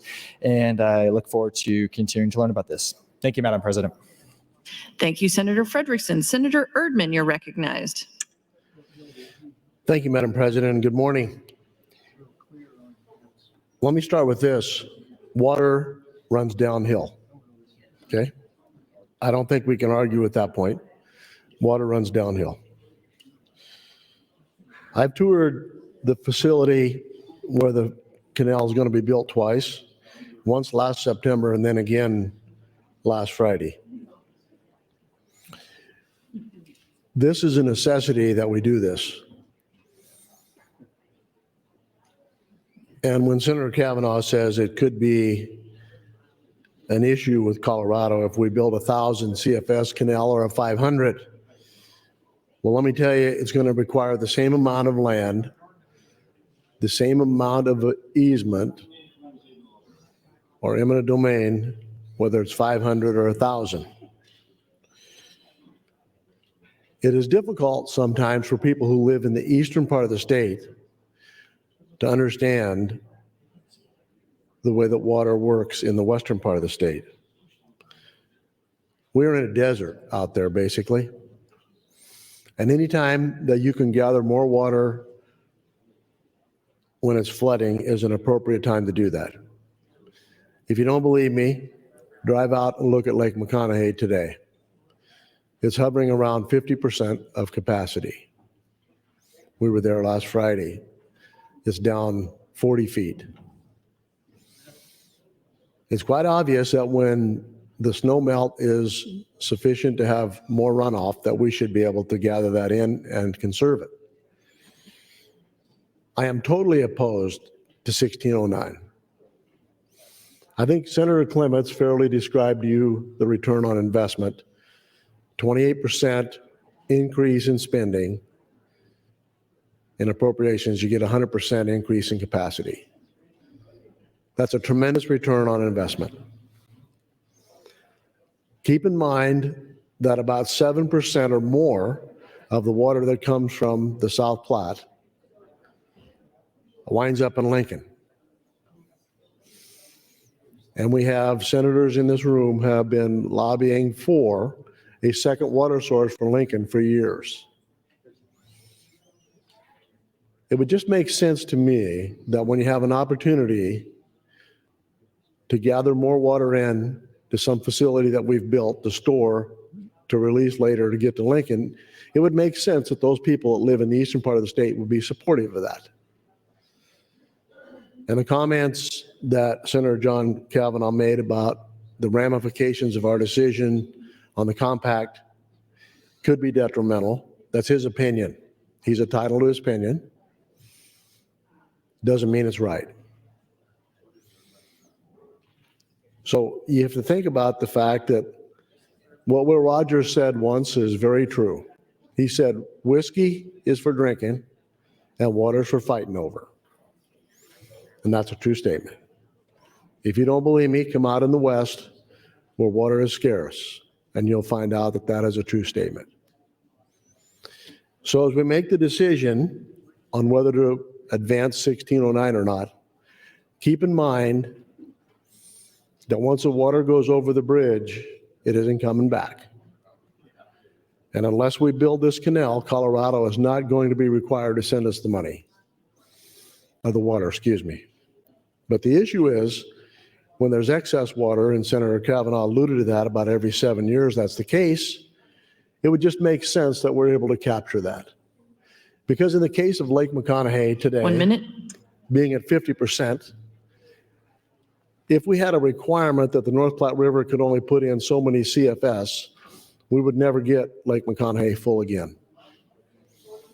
Fortunately enough, when the water comes out of the mountains in Wyoming, we're not restricted and we get everything that comes. That's what we need to do with the Perkins Canal. So I encourage you to vote against 1609, and let's continue to collect the water that we're supposed to get from Colorado. Thank you. Thank you, Senator Erdman. Senator Raybold, you're recognized. Thank you, Madam President. You know, this is a big deal, and Senator Erdman is absolutely correct. Water is absolutely worth fighting over. You know, I'm a Lincoln City State Senator, and I distinctly remember the drought in 2012. We were ready to call in our superior water rights over the Platte River and the Elkhorn River.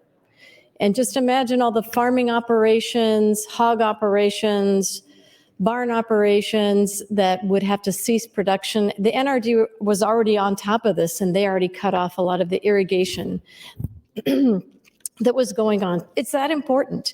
2019, the city of Lincoln, and the eastern part of the state of Nebraska experienced that severe flooding. It knocked out some of our wells and pumping stations that are so desperately needed. So yes, having a secondary water source for our state capital is essential.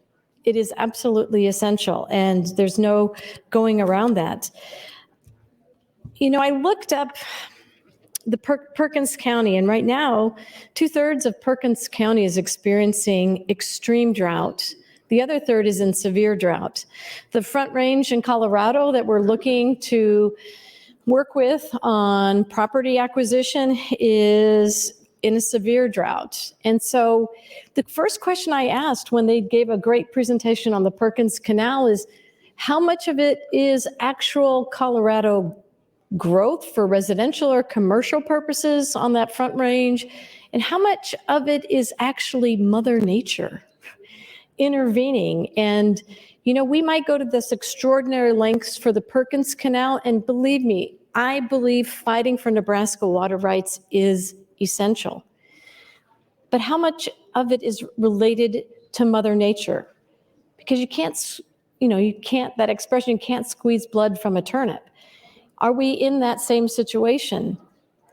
And also, Senator Kavanaugh raised some really profound legal points. And I will have questions of Senator Kavanaugh and maybe Senator Clemens, because how long will it take for us to actually see the benefits of building the Perkins Canal? And I know some senators have had the good fortune of traveling out there and in more fact-finding efforts, but it is a big concern. And I had talked to our budget department and got a few things clarified, but I'm not sure if Senator Kavanaugh is the right person or Senator Clemens. It's a question, what is the status of the engineering drawings right now? Is that that's not a Senator Kavanaugh? Senator Clemens, would you yield to a question? I have a couple of other questions for you. Probably I'll require your assistance on. Senator Clements, would you yield to a question? Yes. Okay, the question is, and I don't know if you know the answer, where are we at on this project, and where is if all goes well and if we're able to bypass a lot of the lawsuits and get the canal up and running, what is the projected timeline on that? So the question is, what's the status of the civil engineering drawings? And I don't know, I'm pretty sure we haven't done the right-of-way acquisition for that, but where are we at on that? Yes, it's preliminary. They had one engineering company do a study, and then if that company is done with their report, which really basically was that it's a feasible project, now they've got a second engineering company that's just started to actually do the design and locating the route. The route has not been decided, so it's going to be, there's no acquisition of land going on yet. So the long-term construction timeline, what do you think that? Probably 10 years. 10 years. And then, so I guess the question is, why are we tying up all this funding and putting it in one pot where I can see that we're going to have more needs of tapping into that reserve in the next 4 years? What is the purpose of tying it up for the next 2 years or 4 years? Mainly to show Colorado that we are serious. They didn't think we'd ever do it. And this is making a statement that Nebraska is going to do this. Without allocating money, they wouldn't really believe that we're serious about it. So after 2 years in this biennium, if there's any funds left, I believe it's 62 million. Time, Senators. Oh, thank you, Madam President. Thank you, Senator Clemens. Senator Raybould. Senator McKinney, you're recognized. Thank you, Madam President. Back up, because I think it's important that we continue the conversation about the prison and criminal justice reform. Would Senator Wayne yield to a question? Senator Wayne, would you yield? Yes. Senator Wayne, how's the progress on LB 50 and criminal justice reform? Well, I just saw an amendment get dropped that made the 4-hour or 3-hour executive session yesterday worthless. So I guess it's not going very well. And why would someone drop an amendment on a bill that's yours without even? Well, no, I'll give her credit. She came up and told me about it, but you were in exec yesterday, and yesterday I instructed my staff to take the concerns and conversations that were going on yesterday about certain language and start putting together another amendment to address those concerns and have a conversation. But yesterday I was notified that there was already another amendment being drafted, but I said we'll still try to make a good faith effort and go through the amendment that we were actually working on. And then, I don't know, about 20 minutes ago, an amendment that we have not discussed was dropped. And what are your concerns with that? Well, The issue is, I've been pretty transparent from day one. We were having, I thought, good faith negotiations, and we found out that it's not good faith, and not just with people in this body, but other constitutional officers, and I'll get into that here in a little bit. But yeah, we're going to start a conversation today about the dishonesty that's going on in this body and outside this body. What percentage of a chance do you think we'll have at this point and today that we'll have in getting criminal justice reform or any type of policy changes made because of what's been going on? I don't know. I don't know the percentage, but we're going to start having a conversation with at least the senior class, and I'm going to walk them through the entire process of how we got to where we are, and how I was told my point of contact was one person, and that person refused to even set up a meeting with me. And so it's hard to negotiate. Now I kind of know what Senator Brewer is going through with this gun bill. It's hard to negotiate when you don't know who you're negotiating with, and it's hard to negotiate and come to a compromise when the people you're negotiating with are being dishonest. Thank you. And that gets back to what we went through last year, where you would talk to one person one week, the next week it's another person you have to talk to. This person can't say yes, another person can't say yes. Then we never got anywhere. 920 didn't pass. And we're supposed to think that, people are going to act in good faith and we're going to work together, bipartisanship, put politics to the side and get things done. But how can we do that when the process isn't genuine? And individual prioritizes a bill, and we have all this behind the scenes things happening where you're supposed to come back with suggestions for that person that prioritized the bill to make, but instead of that, we're dropping amendments without even coming back saying, hey, we looked at the bill, here's some suggestions, would you be okay with this? To comment on that, I thought we were in a different place. I thought the leadership of this body was in a different place. I thought the governor was in a different place. I thought the lieutenant governor was in a different place. 1 minute. And what we're finding out is the fear of the one and the politics of this makes it difficult, which is interesting because conservatives have led criminal justice reform across the country. Even ALEC has its own group, its own section on criminal justice reform. And if you look at Texas, Oklahoma, Tennessee, they are some of the most conservative states who have led criminal justice reform. And we're still behind in times. And it's unfortunate. I understand the fear of the one, but here's what I'm going to make a promise to. When somebody jams out and they go out and commit a crime, I'm going to be the first one to donate to their opponent's campaign saying that happened, that victim happened because they were against making sure nobody else jammed out. So when there's another Nico or there's somebody else who jams out and comes out and commits a crime, that's going to be on them. And that's the kind of accountability that I'm going to start holding people accountable for. Time, Senator. Thank you. Thank you, Senator McKinney. Senator Wayne. Senator Bosselman, you're recognized. Thank you, Madam President. Good morning, Nebraska. Good morning, colleagues. I want to speak a little bit to AM 1609, which I would be opposed to. I do support LB 818.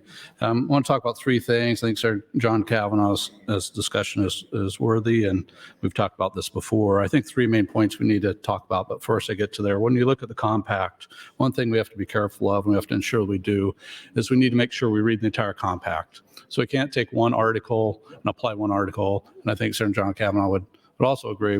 We take the entire compact and look at the entire compact. We don't pull a piece out of it, but it builds upon itself, and it all blends together. So there's three things I guess we want to talk about on this. One is important thing is drought mediation.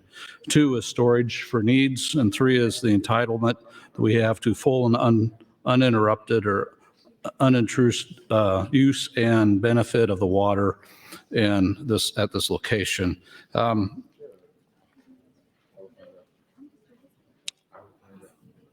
So first is we are entitled to sole unrestricted use of water at the tributary. What we're talking about is any, as Senator John Kavanaugh said, any overflows or others, whether we build a 500,000, the compact itself does not specifically state we build a certain size, but that we can build it. I believe we can agree on that. And what it does provide for us is to be able to utilize that surplus flow whenever it may happen.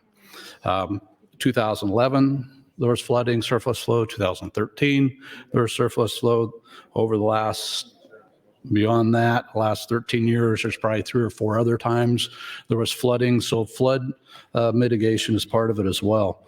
If we remember, we think what's going on right now is California, there's a lot of snowpack and a lot of water going down, and they don't have the storage capacity to hold that water. That's part of what we're looking at here is with the canal and with the storage facility is when we have those excess waters, we're then able to store that and hold that for times in drought, for times when we really need it, and be able to utilize that water. So we want to make sure as we're building the canal that it is able to handle those flows so that we can meet that need of being able to store that water rather than, I think as Senator Erdman said, once it goes underneath the bridge, it's gone. Once it goes down the river, it's gone. We want to capture that water and hold that water where it's at so we can utilize it at a later date. Storage is important for many reasons, as I said, including mitigation of drought, the drought mitigation portion of it. Article 3 of the compact entitles Nebraska to full and unmolested use of all water. That's all water in the tributary that's accessed on the Colorado side. This benefits both Nebraska and Colorado, especially when talking about flooding and irrigation. It does benefit both sides of the state line. So when we build this, or as this is being built, the importance is to ensure and understand we're talking about those surplus waters, and we build it to a point, we build it to a canal size which is not determined in the compact, but we build it to a size which will ensure that we capture those waters at those times. We've already seen over the last years that there are more than once in 7 years do we see excess water, excess flooding. We've seen flooding happen in additional years. Just a couple of years ago, when we had the flooding in Nebraska, 1 minute. That was out west as well, because we had captured a lot of that water. We had no place to store it at the time. So it gives us that opportunity to store that water and gives us the opportunity to utilize that water at a later date. And that's the thing that's very important with what we're doing today is with the canal, is making sure we're able to capture that water that normally now flows down the river. It's excess, but we're able to hold that water and keep that water and store that water for future use.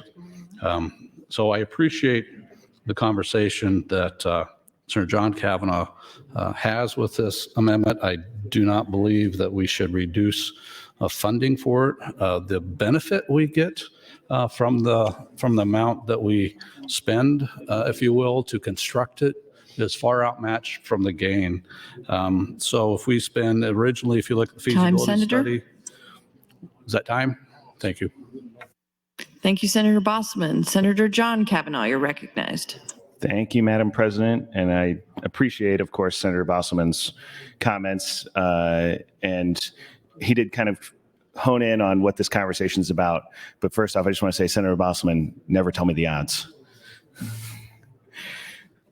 That's just an inside joke with me and Senator Bosselman and about 12 million other people.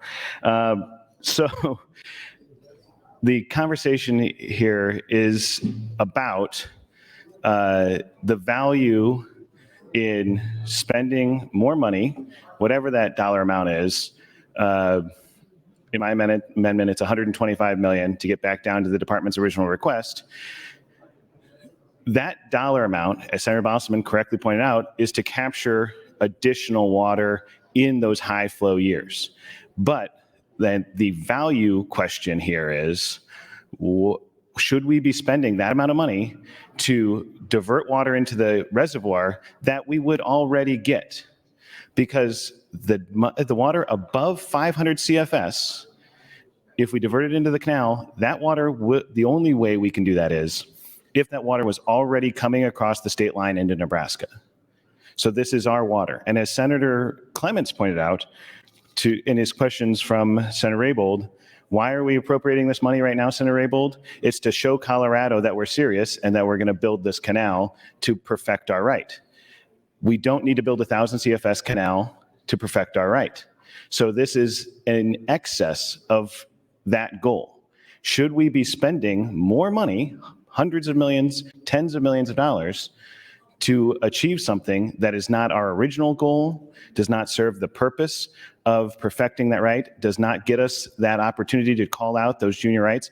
What it does do in those high water years, as Senator Bosselman talked about, give us the opportunity to put more water into the reservoir. And I will tell you, anyone will tell you, that this reservoir does have great amount of value for Western Nebraska. The reservoir will increase the water tables out there, will increase recharge rates, will increase ability to discharge or to use the water when we need it. So it does bring value. The question is whether this increased size of the canal at this increased cost for those rare occurrences is the right thing to do at this point in time. Because as Senator Raybould pointed out, we're allocating this money now for a project that may not be finished for decades, really. And we have other purposes. I know everybody here has some amount of money they were hoping to spend this year that didn't get spent. Not everybody got it. Nobody got everything they wanted, right? Everybody wants more money. Our opportunity here is to say $449 million for this canal, plus what we've already allocated for it, gets us the perfection of our right to call out Colorado. It gets us this reservoir. It gets us 500 CFS. It gets all the things that we've talked about before. But is that added value worth spending that money today? That's the conversation that we need to engage in here today and have this talk about. Because we're spending, this is an allocation of $575 million. That's serious money, friends. People need to have this conversation. You need to listen. You need to think about whether you think we should spend $575 to build 1,000 CFS canal that gets used once every 7 years, or should we spend $449 to build a 500 CFS canal that gets used every year, right? So the difference between $125 million for once every 7 years to fill up the reservoir more in those years. And Senator Bosselman said he sees the value in that. 1 minute. Thank you, Madam President. And there's nothing wrong with seeing the value in that, right? You just need to understand that's what the decision you're making right now is. You're deciding to spend $125 million for those unusual circumstances to fill up the reservoir a little faster sometimes. So, and Senator Erdman is right. The reservoir is going to allow us to alleviate some of the constraints on McConaughey, that it's going to aid a lot out in that part of the state. I'm not arguing against the reservoir. I'm not arguing against the canal at the moment. I'm arguing against building the canal too big. And to the legal questions, I guess I'll push my light and get back in and talk again about it. But I'm just flagging these questions for you so you know that those are out there when you're making this decision.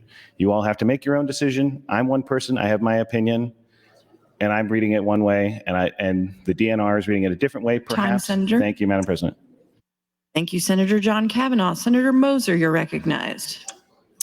Thank you, Madam President. Good morning, colleagues. The increase in the size of the canal, I think, is a good idea. 500 cubic feet per second doesn't take a terrifically large canal to conduct that amount of water. If you want to get a frame of reference, Google the Loop Power Canal in Columbus, just north of Columbus. It goes from Lake North and Lake Babcock around and goes to the hydroelectric plant just north and east of Columbus. Luckily, between Genoa, where the water comes out of the Loop River, and where it goes back into the river is, I think, about 75 feet in drop. So you have a substantial amount of energy there to generate electricity. I don't think in Western Nebraska we're going to be generating electricity, but the Loop canal is about 3,000 cubic feet per second. And so you could look at that online if you want. I've got it queued up on Google Earth if you want to see it on my iPad, or I've got a picture on the wall in my office. I can show you a photo of the canal and of the hydro plant so you can get an idea of the scope of it. So I support the additional capacity for the canal. This authorization doesn't, it allows the canal to be built larger, but they can only spend so much money a year. And if it turns out that there is not the benefit to enlarging the canal, they can reclaim that money from the budget and spend it on something else. But at this point, I support the budget as the Appropriations Committee has brought forward on the size of the canal. I think it's important to Nebraska. This morning when I drove in from home, I drove across the Platte River, and 2 or 3 months ago, it was water bank to bank. And of course, the Platte River is pretty flat, so that's still not a lot of water. But when I drove by this morning, it was probably 10 or 15% flowing, and the rest were sandbars and cattails and things. So we haven't even gotten into the irrigation season, and already the Platte River has dropped considerably. Thank you. Thank you, Senator Moser. Senator Raybould, you're recognized.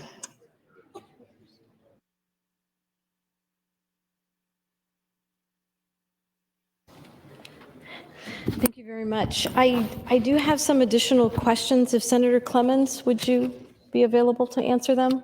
Senator Clements, will you yield? Yes. Okay, thank you so much. So this goes towards some of the concerns that Senator Kavanaugh has raised.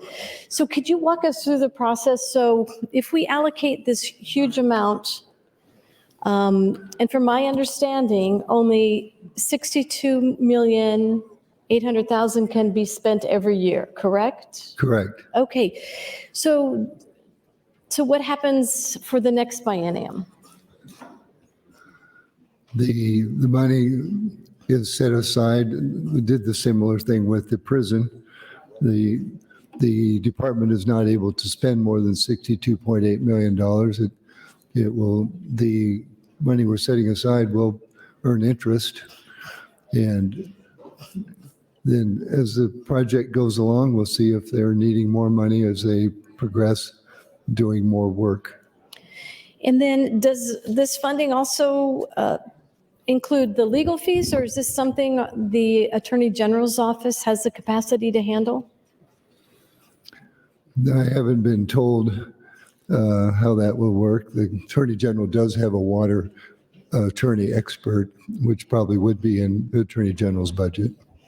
Okay, thank you, Senator, very much. I appreciate that. Thank you, Madam President. Thank you, Senators Clements and Raybould. Senator McKinney, you're recognized. Thank you, Madam President. Continue the conversation about criminal justice in the prison. As you all know, if you're just tuned in, NSP will not be closing because the state would like to keep its options open while also building another prison. But also for the second year in a row, well, actually 3, because my first year, we held off on doing any type of policy changes related to criminal justice reform because we went through the whole CJI process. And in that first meeting for the task force, I asked to Governor Ricketts, Scott Frakes, and everyone else in that room, are we just meeting to meet, or are we actually meeting to do some things, some real things? Everybody in that meeting looked at me and said, yes, we're meeting to do some real things, and we're going to make some changes in the state. So then you fast forward to January of 2022, the final report is released. Well, actually, it's delayed because through that process of us drafting the final report to the release of the final report, people were like, oh, no, we have to make changes. We can't, it can't say recommendations no more. It has to say options. Then some people were like, oh, we don't want this language in there, after we met and everybody agreed. So then eventually the report is released and there's 17 consensus items. But the real reality was there were never 17 consensus items. There were about 14 or 13 because the county attorney associations got a hold of the report and people started to pull off of what was deemed consensus from the whole task force. Then Senator Lathrop introduces LB 920. We go through the process of debating it and it fails. And it fails because there is a political will to do the right thing and stay true to what you say. And that's the fact. So then after we finish the session, we go through the interim and there's some discussions about reform, what's going to happen, who's going to bring the bills. And we get into this session and we're like, okay, we might have some progress. Now, I don't know if there is any progress because the same organizations and entities and individuals that were holding up any type of changes are doing the same thing this year. So people will vote to build a prison this year, and for really the third year in a row, there won't be any substantive criminal justice related policy changes passed through the legislature unless hopefully over this next month things change, which is sad. And it should be sad for everybody because next year is 2024 and we know what 2024 is, and I don't see a lot of will to do anything because people are going to be running. And a lot of people probably are going to be wanting to be viewed or perceived as tough on crime and public safety and holding people accountable. So this is the year. We don't have time to wait. We've been waiting far too long. The state has been waiting far too long. The families of individuals inside and outside have been waiting far too long for change. We need change, but it has to happen in good faith with genuine negotiations, genuine conversations, and not running around senators and proposing hostile amendments without coming back with suggestions to the proposed amendment. That's all you have to do is go back and say, hey, these are some suggestions that we think should be made, not drop an amendment on it without coming back, like you said, with the suggestions. Are we senators or are we just going to do whatever people outside the window tell us what to do? Be a leader. Step up and be leaders. You were elected to be a leader, not told what to do. Thank you. Thank you, Senator McKinney. Senator Wayne, you're recognized. Thank you, Mr. President. So what's interesting about the power of the body is you can filibuster, you can do things. I don't know, the colleagues in my class would have known that I probably would have already started back 2 or 3 years ago, but maybe I'm a little wiser, a little tired, I don't know. But where I am at is I do know I have a vote. And I know in this body, I've been the 33rd a long time. And so I'm gonna spend time in my office doing work, catching up on work. I'm not gonna be on the floor doing whatever, but right now I'm off. I'm off of every bill that people think that I maybe been on and I shouldn't have been. Don't worry, I'm off of everything. And I'm saying that publicly. I don't mind people being against bills. I don't mind people being against provisions in a bill. That's what's healthy about a healthy debate. I think that's important. Yesterday, I was solving a PTSD bill. Last night, I was emailing service providers and emailing people saying, I got to get a budget to this senator of how you think this is going to work. I got to get information and details back on this. All that was done in the committee, but I recognize we put it in appropriations, and there were a lot of people on appropriations who didn't have the same knowledge as the committee. And how it typically works is you get up and you say, hey, here goes my bill. The committee chair gets up and has an amendment, and they tell why this bill was important. You can look at the vote count, and you can go through some history with people on the committee. That kind of played out yesterday with Senator Erdman and Senator Harding, but the fact of it went to appropriations. It was just a weird process when we did on appropriation bill. So I'm going back through all my emails, and I'm going to get that to all the information that those senators requested, like I said I would, and we're going to tighten up the language. That's how a typical process typically works. In each committee, what typically works is you sit down and you have negotiations, you have conversations, and you keep going. But see, what happened here is a political game. So I'm just going to tell you right now, I think what we've been doing all year is wrong. I've told many senators this, but they try to hop the line by throwing their amendment in. Read the rule. The rule is the introducer's bill, the committee amendment, then the introducer's amendment. So even though that amendment went up, I'm going to challenge the chair, and I'm going to see if people are actually going to read the rule and stick to it and make sure my amendment comes up. That is the rule. What had happened was when Senator Chamber used to file motions, if you ever recall from my class who watched it, the clerk Patrick would always walk down and say, hey, can I put this amendment up first and do yours second? And Chambers would always say yes. So there was a practice that nobody ever saw unless you were sitting where I was right in front of Senator Chambers and heard those conversations. I heard those conversations. And I'm pretty sure our current clerk can confirm those conversations. So by hopping the line, by trying to put an amendment on, it's not going to work because we're going to go to the bare rule that my bill, my amendment goes first after the committee amendment. If you don't want to believe me, read the rule.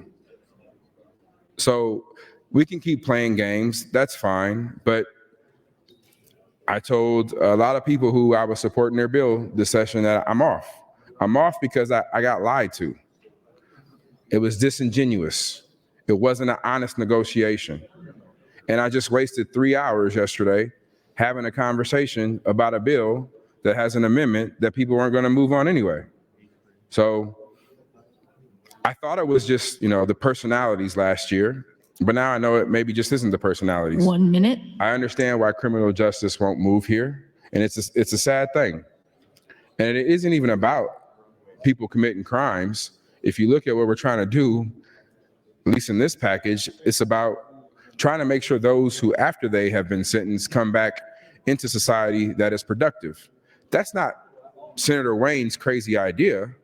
Our new director spoke about that in the hearing, saying the guy's doing 10 to 20 years, you have to have some type of transition. And that transition has to be meaningful. And what you find out in the data is you got to really have about 2 or 3 relationships. And one of those relationships is with a business and a company and employment.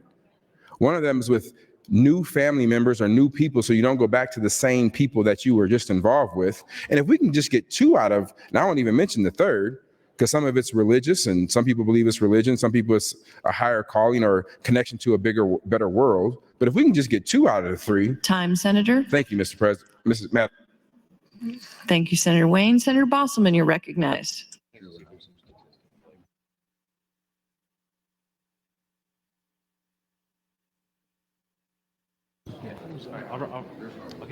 Senator Conrad, you're recognized. Thank you, Madam President. A couple of things to talk about. We talk about what's cost-benefit analysis. Basically, if we're looking at that 1,000 CFS canal, it's $802 to $986 million is the benefit we see out of that. So there is a good, if you're looking at it, the benefit is there. Significant benefit we just in dollars and cents as it is. That's 802 to 986 million, which is 1.28 to 1.57 benefit on cost ratio. Again, we're talking about storage. We're talking about making sure we retain that water. We're able to capture all the water that potentially could be coming down the river at that time to store it for future use. Lincoln and Omaha, that's water that comes down the Platte River for future use. Especially in drought situations. We're talking about surplus water and having access to all means is the size that it's not limited if you look at the compact.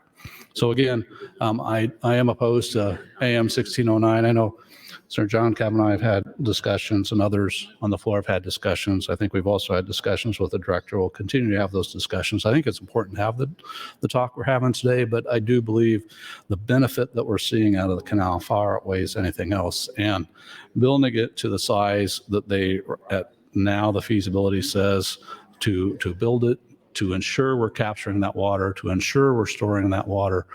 It does happen more than every 7 years. Like I said, in the last 20 years or less, there's been at least 6 major events of flooding that would both benefit flood mitigation, but then store water in the future for drought mitigation, which Nebraska has seen. And this year especially, we're seeing a low drought or high drought changes across the state. And I think southwest Nebraska and western Nebraska is an area that needs that additional water as well to use, recharge the aquifer, but also put the water back into the Platte River at times when the Platte River is low for what we talked about before, for those environmental times, ensuring that South Platte continues to flow as it needs to flow, but capturing that water so in future years, future days, future years, if you will, ensuring we have water flow into the Platte River for all the needs, both for wildlife, environmental, but also for human consumption and agricultural use. Again, the cost benefit or the analysis, the benefit of it is $802 to $986 million, which is 1.28 to 1.57 cost ratio, benefit to cost ratio.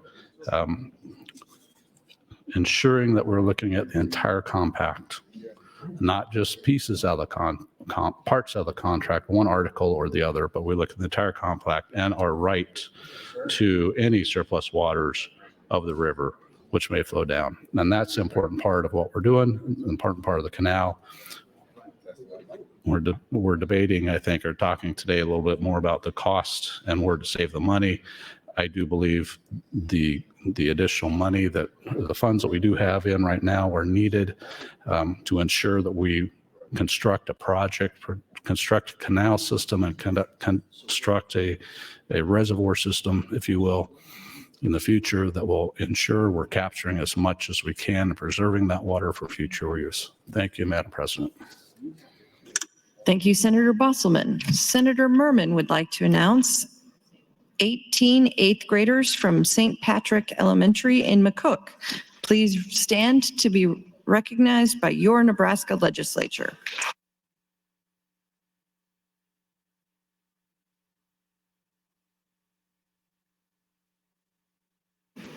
Senator Conrad, you're recognized. Thank you, Mr. President. Good morning, colleagues. Just wanted to weigh in with a little bit of my thinking in regards to the amendment that's proposed and the underlying measure. And I appreciate Senator John Kavanaugh for bringing this forward. I also really appreciate truly the smart debate that's been happening this morning in regards to our water challenges and issues kind of writ large, and in particular, how this transfer bill and the canal project kind of relate to those shared public interest kind of goals and challenges. And I just wanted to add a couple of kind of global comments, and then would be happy to share time with Senator John Kavanaugh if he needs it. But let's be clear, we didn't ignite this project to restart a 100-year water battle with our neighbors in Colorado until a year or two ago, just a couple of years ago, as put forward by the Ricketts administration. I know people, different stakeholders have been talking about this for some time, but it didn't really have the serious weight and energy in terms of appropriation until the tail end of the Ricketts administration. And the Appropriations Committee at that time rightly pumped the brakes and said, this is too expensive. This is too risky. This is not well thought out. And they provided some money for a more comprehensive study so that we could have a clearer picture about where we're headed here. And when that report came back, I believe it was about December 2022, just a couple of months ago, Then Chairman Stinner rightly expressed skepticism about what we learned from that report and still expressed significant reservations about whether or not this was too expensive, whether or not the plans had gelled, whether or not we had absolved litigation concerns, whether or not we would have a return on our investment in terms of the outlay of public appropriations in this regard. And those questions really haven't been answered sufficiently from my perspective. I am very skeptical of this canal, as are my constituents. When I was out knocking doors, people said, what the heck are they doing in the legislature? The COVID money that came here was supposed to help the people that were hit the hardest. They weren't supposed to be utilized for pet projects like a canal and a water battle with Colorado or a big lake that benefits private developers. And that's what we're continuing to see. Those dollars which are propping up this budget are supposed to go to the folks that were most impacted, not pet projects that carry a significant price tag. I really also have serious concerns about eminent domain. Anytime we enter into a public project like this, we have to proceed very, very carefully when we think about the heavy hand of government taking over people's private property. And we have to ensure that the appropriate safeguards are in place in that regard.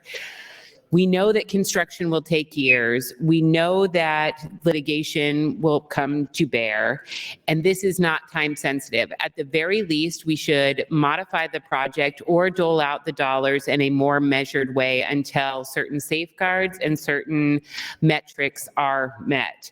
And this isn't just my opinion. There are very, very talented water law experts in Nebraska who've been sounding the alarm on this project. But people aren't listening to the second house. They're listening to political rhetoric about this particular proposal. We should slow down. We should modify this proposal. We should probably reject it because there's smarter, better, more cost-effective ways to meet our shared goals, to ensure that Nebraska is getting every drop of water we should have. No one disputes that. There's no policy disagreement there. We all have the same goal. This conversation is about the means to the end, and I do not think this is the right means. Thank you, Mr. President. Madam President. Time, Senator. Senator John Kavanaugh, you're recognized, and this is your last opportunity before your close. Thank you, Madam President. Again, colleagues, I appreciate the conversation that everybody's having here, and I do want, again, to impress upon you the significance of this conversation because of the size of it. And this is an extremely complicated issue. There's a lot of technical aspects to it, and I like usual, I fall back into the conversation about the legal analysis of the compact and talk about that. But there are a lot of technical, legal, or technical scientific analysis that has gone on as it pertains to whether we should build this canal or what the benefit will be of that. But I will take this opportunity, and I may try and get some more time if I can to talk about some of these other things. I want to take this opportunity to at least circle back to the legal conversation. As Senator Bosselman said, the Department of Natural Resources believes that they're within the confines of the compact to build a bigger canal. And I guess I don't have a specific argument to counter that, but I wanted to say last time when I ran out of time, wanted to flag this issue for everyone. So the important thing to look at is if you look at the Plat Compact, Article 6 is the article we're talking about. This is the one where it makes the provision for Nebraska being able to build this canal and to use eminent domain. Colorado consents that Nebraska and its citizens may hereafter construct, maintain, and operate such canal and thereby divert water from the South Platte within Colorado for use in Nebraska in the manner and at the time that this article provided, and grants Nebraska and its citizens the right to acquire, purchase, prescription, or the exercise of eminent domain, such right-of-way, easements, and lands as may be necessary for the construction, maintenance, and operation of said canal, subject, however, to reservations and limitations upon the conditions expressed in this article, which are and shall be limitations upon and reservations and conditions running with the rights, privileges hereby granted, and which shall be expressed in all permits issued by Nebraska with respect to the canal. So essentially, they're saying it is not a blank check for Nebraska to engage in eminent domain. It is subject to limitations. So this section then goes on in subsection 2B, subject at all times to the reservations made by paragraph A, which is above here, that this article, proposed canal shall be entitled to divert 500 cubic feet of water per second at the time from the flow of the river, the lower section, as a priority appropriation of the date. So they give us that our seniority date is December 17, 21, and only between the 15th day of October and the first day of April. So then the later part is that Senator Bosselman talked about within the compact. Any surplus water of the river, which otherwise would flow past the interstate station during such period of any year after supplying all present and future diversions by Colorado, may be diverted by such a canal, subject to other provisions of this article. So what it's saying is, in there, we have the power of eminent domain, subject to other conditions, to build a canal that can convey 500 cubic feet per second during that period of time. We can use that canal to divert other water that is available at the state line gauge. So the Julesburg gauge, which is right before the water crosses into Nebraska, if there's still water there, we can divert that water into our canal. And that will not be a violation of this compact. So they're just saying, if you were already going to get this water in Nebraska, you can put it in your canal without violating the compact. My problem with us spending an additional, thank you, $125 million, or whatever the amount is for that difference, is it is to capture water we will already get. So this water is already ours, it's already crossing into Nebraska. So the question is, should we spend this money to get that water in those instances where we would already be getting it? And of course, as Senator Bosselman pointed out, it's for storage. It would be putting it into the storage facility. So question is, should we spend the extra money to, in those instances with a high flow, to get our own water into our storage facility from this canal? Or should we spend a little less money and not capture that water in those years and let it flow down the Platte River, down all of those there are diversion canals on the other side, right when you cross over? I'm sure the folks who just did the tour saw those canals. Time, Senator. Thank you, Madam President. Thank you, Senator John Kavanaugh. Senator Merman, you're recognized. Thank you, Madam President. I guess the debate here is whether to build a 500 CFS canal or a 1,000 CFS canal. And we need to build the bigger canal, as Senator Clements talked about earlier. We get a lot better return on investment with the bigger canal, 28% more expense and 100% more or 50% more water flow. And water, of course, is the lifeblood of our state, the lifeblood of agriculture, lifeblood of economic development of the state. We are going to store as much of that water as we can, as much as we can divert, as much as we're entitled to with the compact. We will store, whether it is in surface water storage or underground storage. Underground storage, of course, has a lot of benefits with increased irrigation potential, also urban potential also for building industry that can use that water.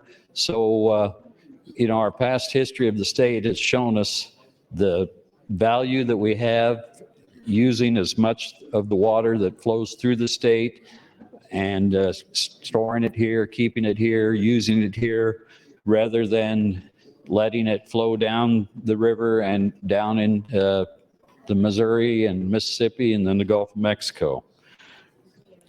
And as it's mentioned, the South Platte provides 7% of the water that Lincoln uses. And Lincoln has had water shortages and is continuing to develop its water infrastructure so that the city of Lincoln can always be supplied with the water it needs. So it does have benefit even further downstream, all the way to Lincoln, and to keep as much water as we can in Nebraska. And we need to get it done now. If we delay longer, it just increases the potential that urban development in Colorado will use that water before we can actually use it by building the canal here in Nebraska. I have talked to interests and about eminent domain, and there will be there already is a grievance on eminent domain. There's actually, for such a large project, there's a limited amount of eminent domain that will have to be used, especially that hasn't been already agreed to. So it's important to this state, and I just want to emphasize again. By the way, I do represent the Republican Valley. District 38 has a large part of the Republican Valley in the district, and the people that live in the Republican Valley realize, even in a bigger way, how important water is to the state and to agriculture, and that's the limiting factor actually in the Republican Valley as to more agricultural development or even development for other uses. So just want to emphasize how important it is to do this development while we can and keep as much water in the state of Nebraska and in the especially in the western part of the state, where we have more potential for agriculture development if we can keep as much water there as possible. And I will yield the rest of my time back to the chair. Thank you. Sorry. Thank you, Senator Merman. Senator Michaela Kavanaugh, you're recognized. Thank you, Madam President. I would yield my time to Senator John Kavanaugh if he would like it. I would yield my time to Senator John Kavanaugh. Senator John Kavanaugh, you're yielded 4 minutes and 44 seconds. Thank you, Madam President. Thank you, Senator Michaela Kavanaugh. So I did talk a little bit about the eminent domain and the compact. And before I move on to other things, I just want to put a point on that.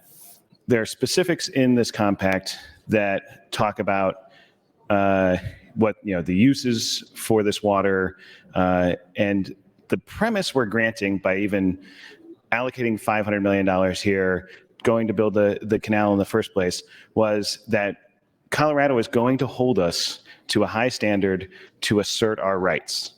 And so the reason I raised the question about building a bigger canal is it doesn't adhere to the specific letter of the compact. I think you could argue a lot of things around the edges and say it doesn't violate it, and so Colorado maybe wouldn't have an argument.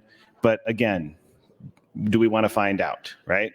And especially when it comes to the eminent domain. So if the eminent domain argument is that we are granted an eminent domain to build a canal to convey 500 CFS, it implicitly is that we're not granted eminent domain to build a canal to convey 1,000 CFS. And the concern would be that Colorado will throw up roadblocks to prevent our exercise of eminent domain to begin the construction of this canal, delaying construction and delaying the finishing of this canal. So in the interest of that, it seems like we should build the 500 CFS canal.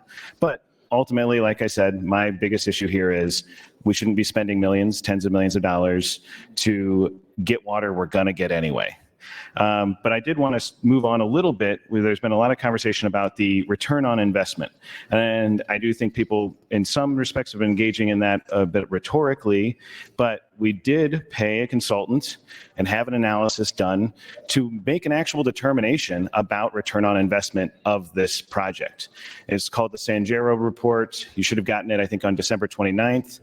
And it reviews the costs and all of the associated benefits that we will derive from increased access to water in that part of the state. So they go through and describe, let's see, a few benefits like, I'm trying to find it here, but ultimately, I guess I will maybe come back to that when I have another chance. But the San report estimates a return on investment of something like 1.33, which essentially is saying that it does have a net benefit over the lifetime, or the first, I think it's 50 years or so of the project. So I asked our legislative research office to give me some analysis of that. They tried to recreate the analysis of the San report and couldn't recreate the numbers, doing it in a rational way. So they went through and tried to recreate how San came to that benefit analysis, which became to saying there was a return on a positive return on investment. And what they found was the San report, only way to get to the number of return on investment that San found was to say that we were deriving the benefit of this canal from the day we started building it, which is to say, obviously the benefit of this canal, we're saying, is storage of water, extra water that we're going to have available to us that we wouldn't otherwise. That's the benefit. We can all agree, I think everybody here, we don't all agree on a lot of things, but we're not going to get the benefit of the reservoir until it's built and filled. And so the return on investment analysis by our consultants is clearly inflating that return on investment. Now that's a question that we should be having about the whole value of this project, right? Right now, we're just talking about whether we should build it even bigger and spend money to get water we're already going to get. But there are fundamental questions about the overall value of this project and at what point we will derive the benefit of this $575 million. And so that's why I think you all need to pay attention, to think about this, to look at these issues and make a determination about whether we should spend even more money than is going to need to be spent for the 500 CFS benefit. So I will take anybody else's time. I can keep talking about that when I get a chance. Thank you, Madam President. Thank you, Senators Kavanaugh. Senator Bosselman, you're recognized. Thank you, Madam President. Again, I stand opposed to AM 1609. I appreciate the conversations we're having. A couple things I want to comment on. There were no, and there are no ARPA funds being utilized for this project whatsoever. Second, as we talked about the compact itself and how it ties and blends together, I want to read a couple things, especially for the record on this, so that may clarify a few comments that have been made. Here, I want to read it's on the first page, Senator Kavanaugh, you can look at it too. It's South Platte River Compact between the states of Colorado and Nebraska. It states specifically the state of Colorado and the state of Nebraska desiring to remove all causes of present and future controversy between said states and between citizens of one against citizens of the other with respect to waters of the South Platte River, and being moved by considerations of interstate comity, have resolved to conclude a compact for these purposes, and through their respective governors have named as their commissioners, and then it states their commissioners. Then I want to come to Article 4. Article 4 says Nebraska shall be permitted to divert under the subject to the provisions and conditions of Article 6 any surplus waters which otherwise would flow past interstate station. And when we go, which Senator John Kavanaugh has already read before, but I'll reiterate it again in Article 6, what we're talking about.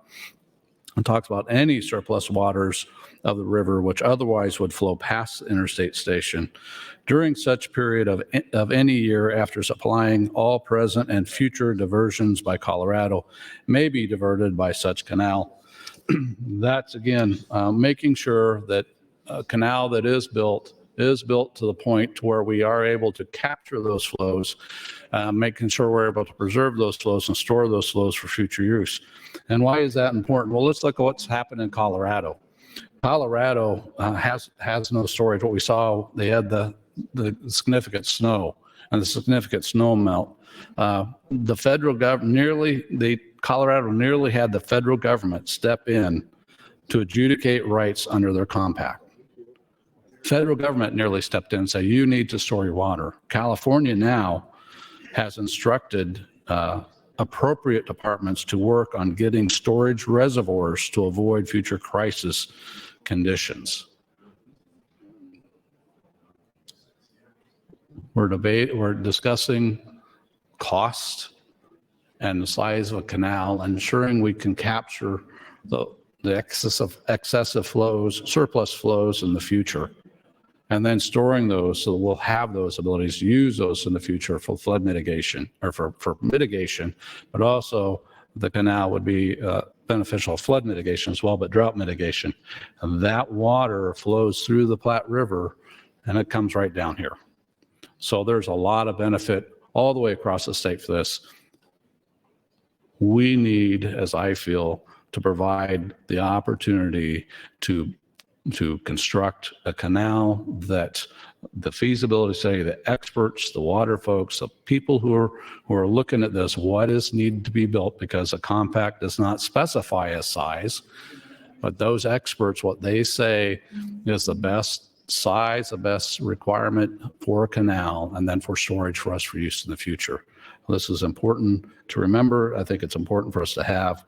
With that, I urge a red vote on 1609 and a green vote on LB 818.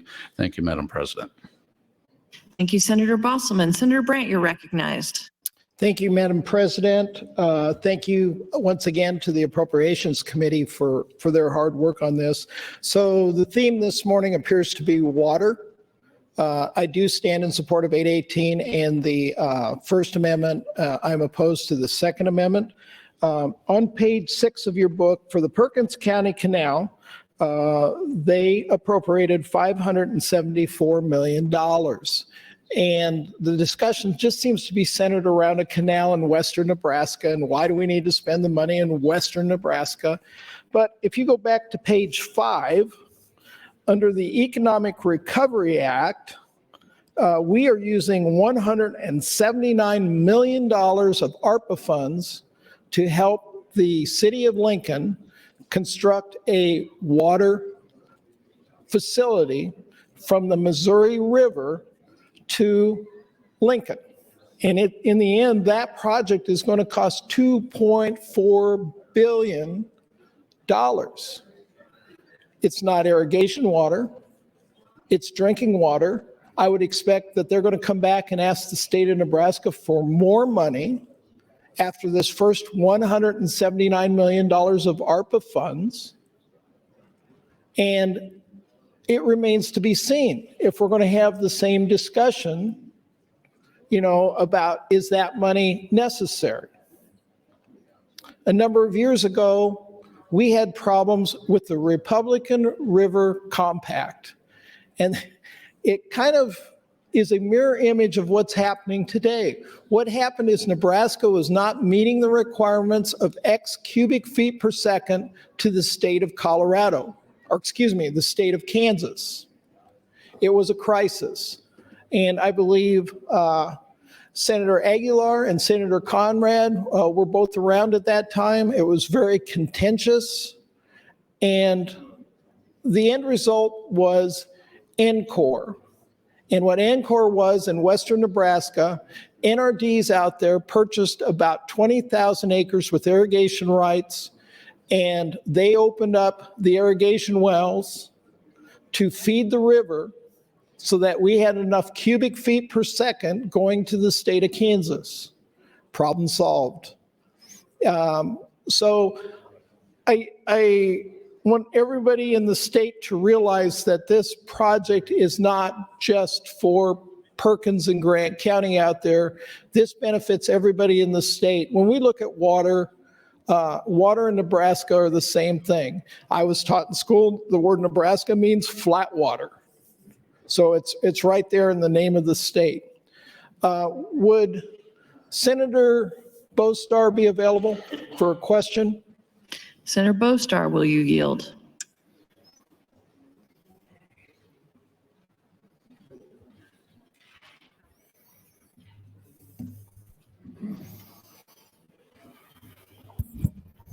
Yes. Thank you, Senator Bostar. Could you give us a thumbnail sketch of how big the Lincoln Water Project is going to be and how long it's going to take to develop? Well, as far as size, I can give you that in rough dollars. So right now we're looking at about $1.3 billion.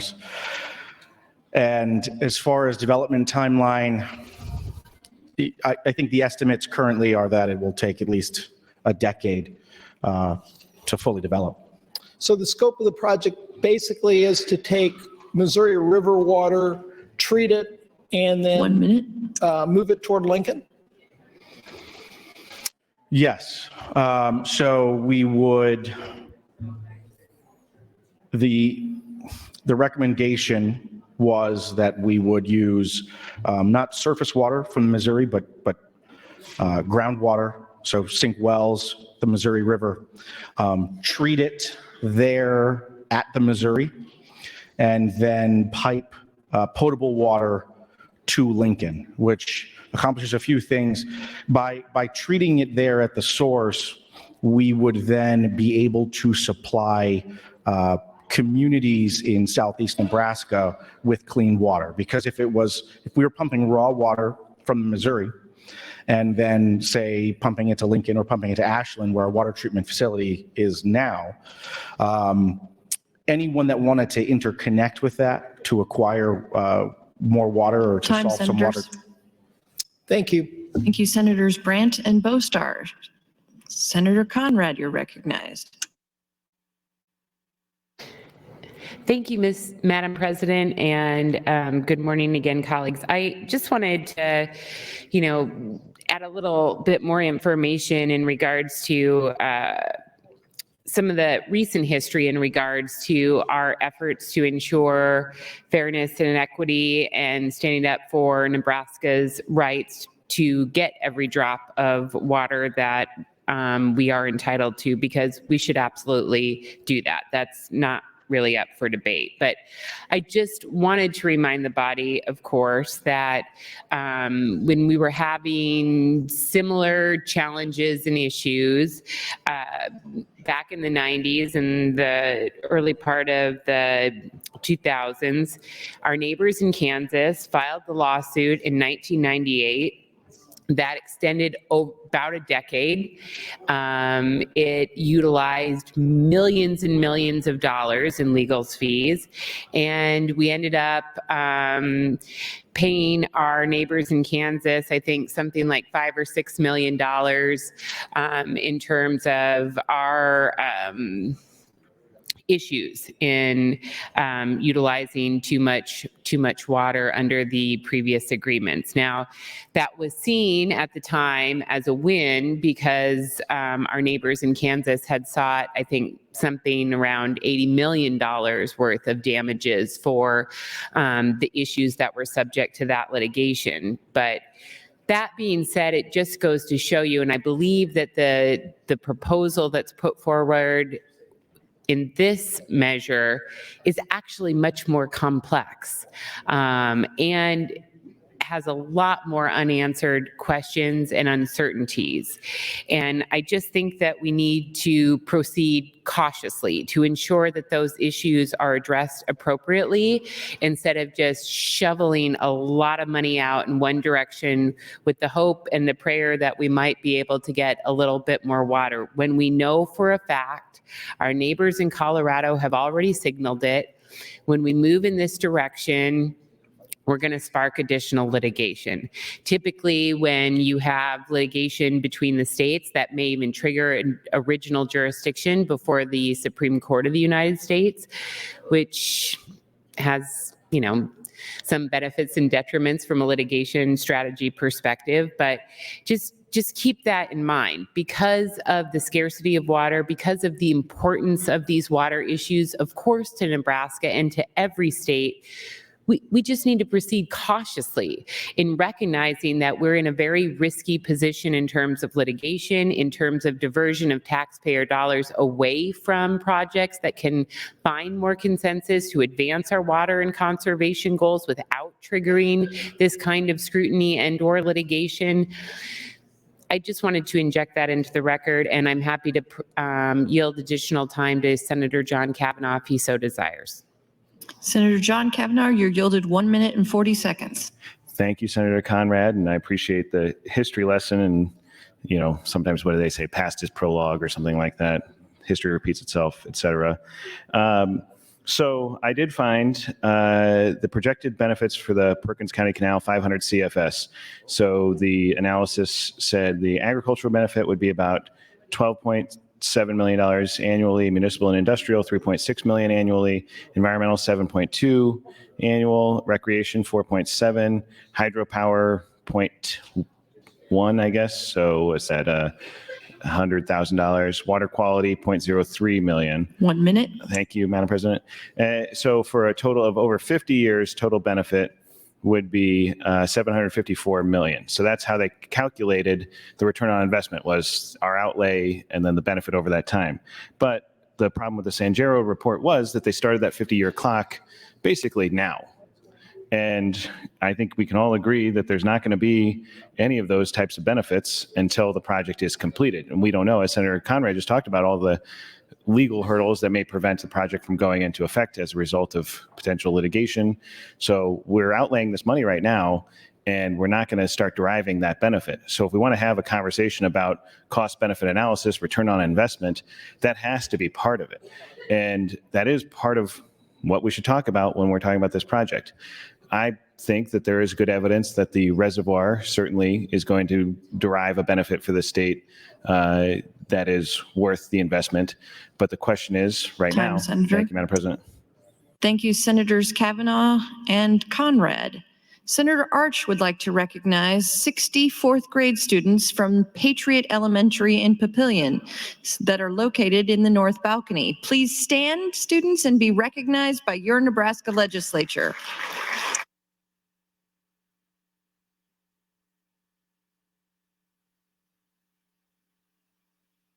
Mr. Clerk, for a motion.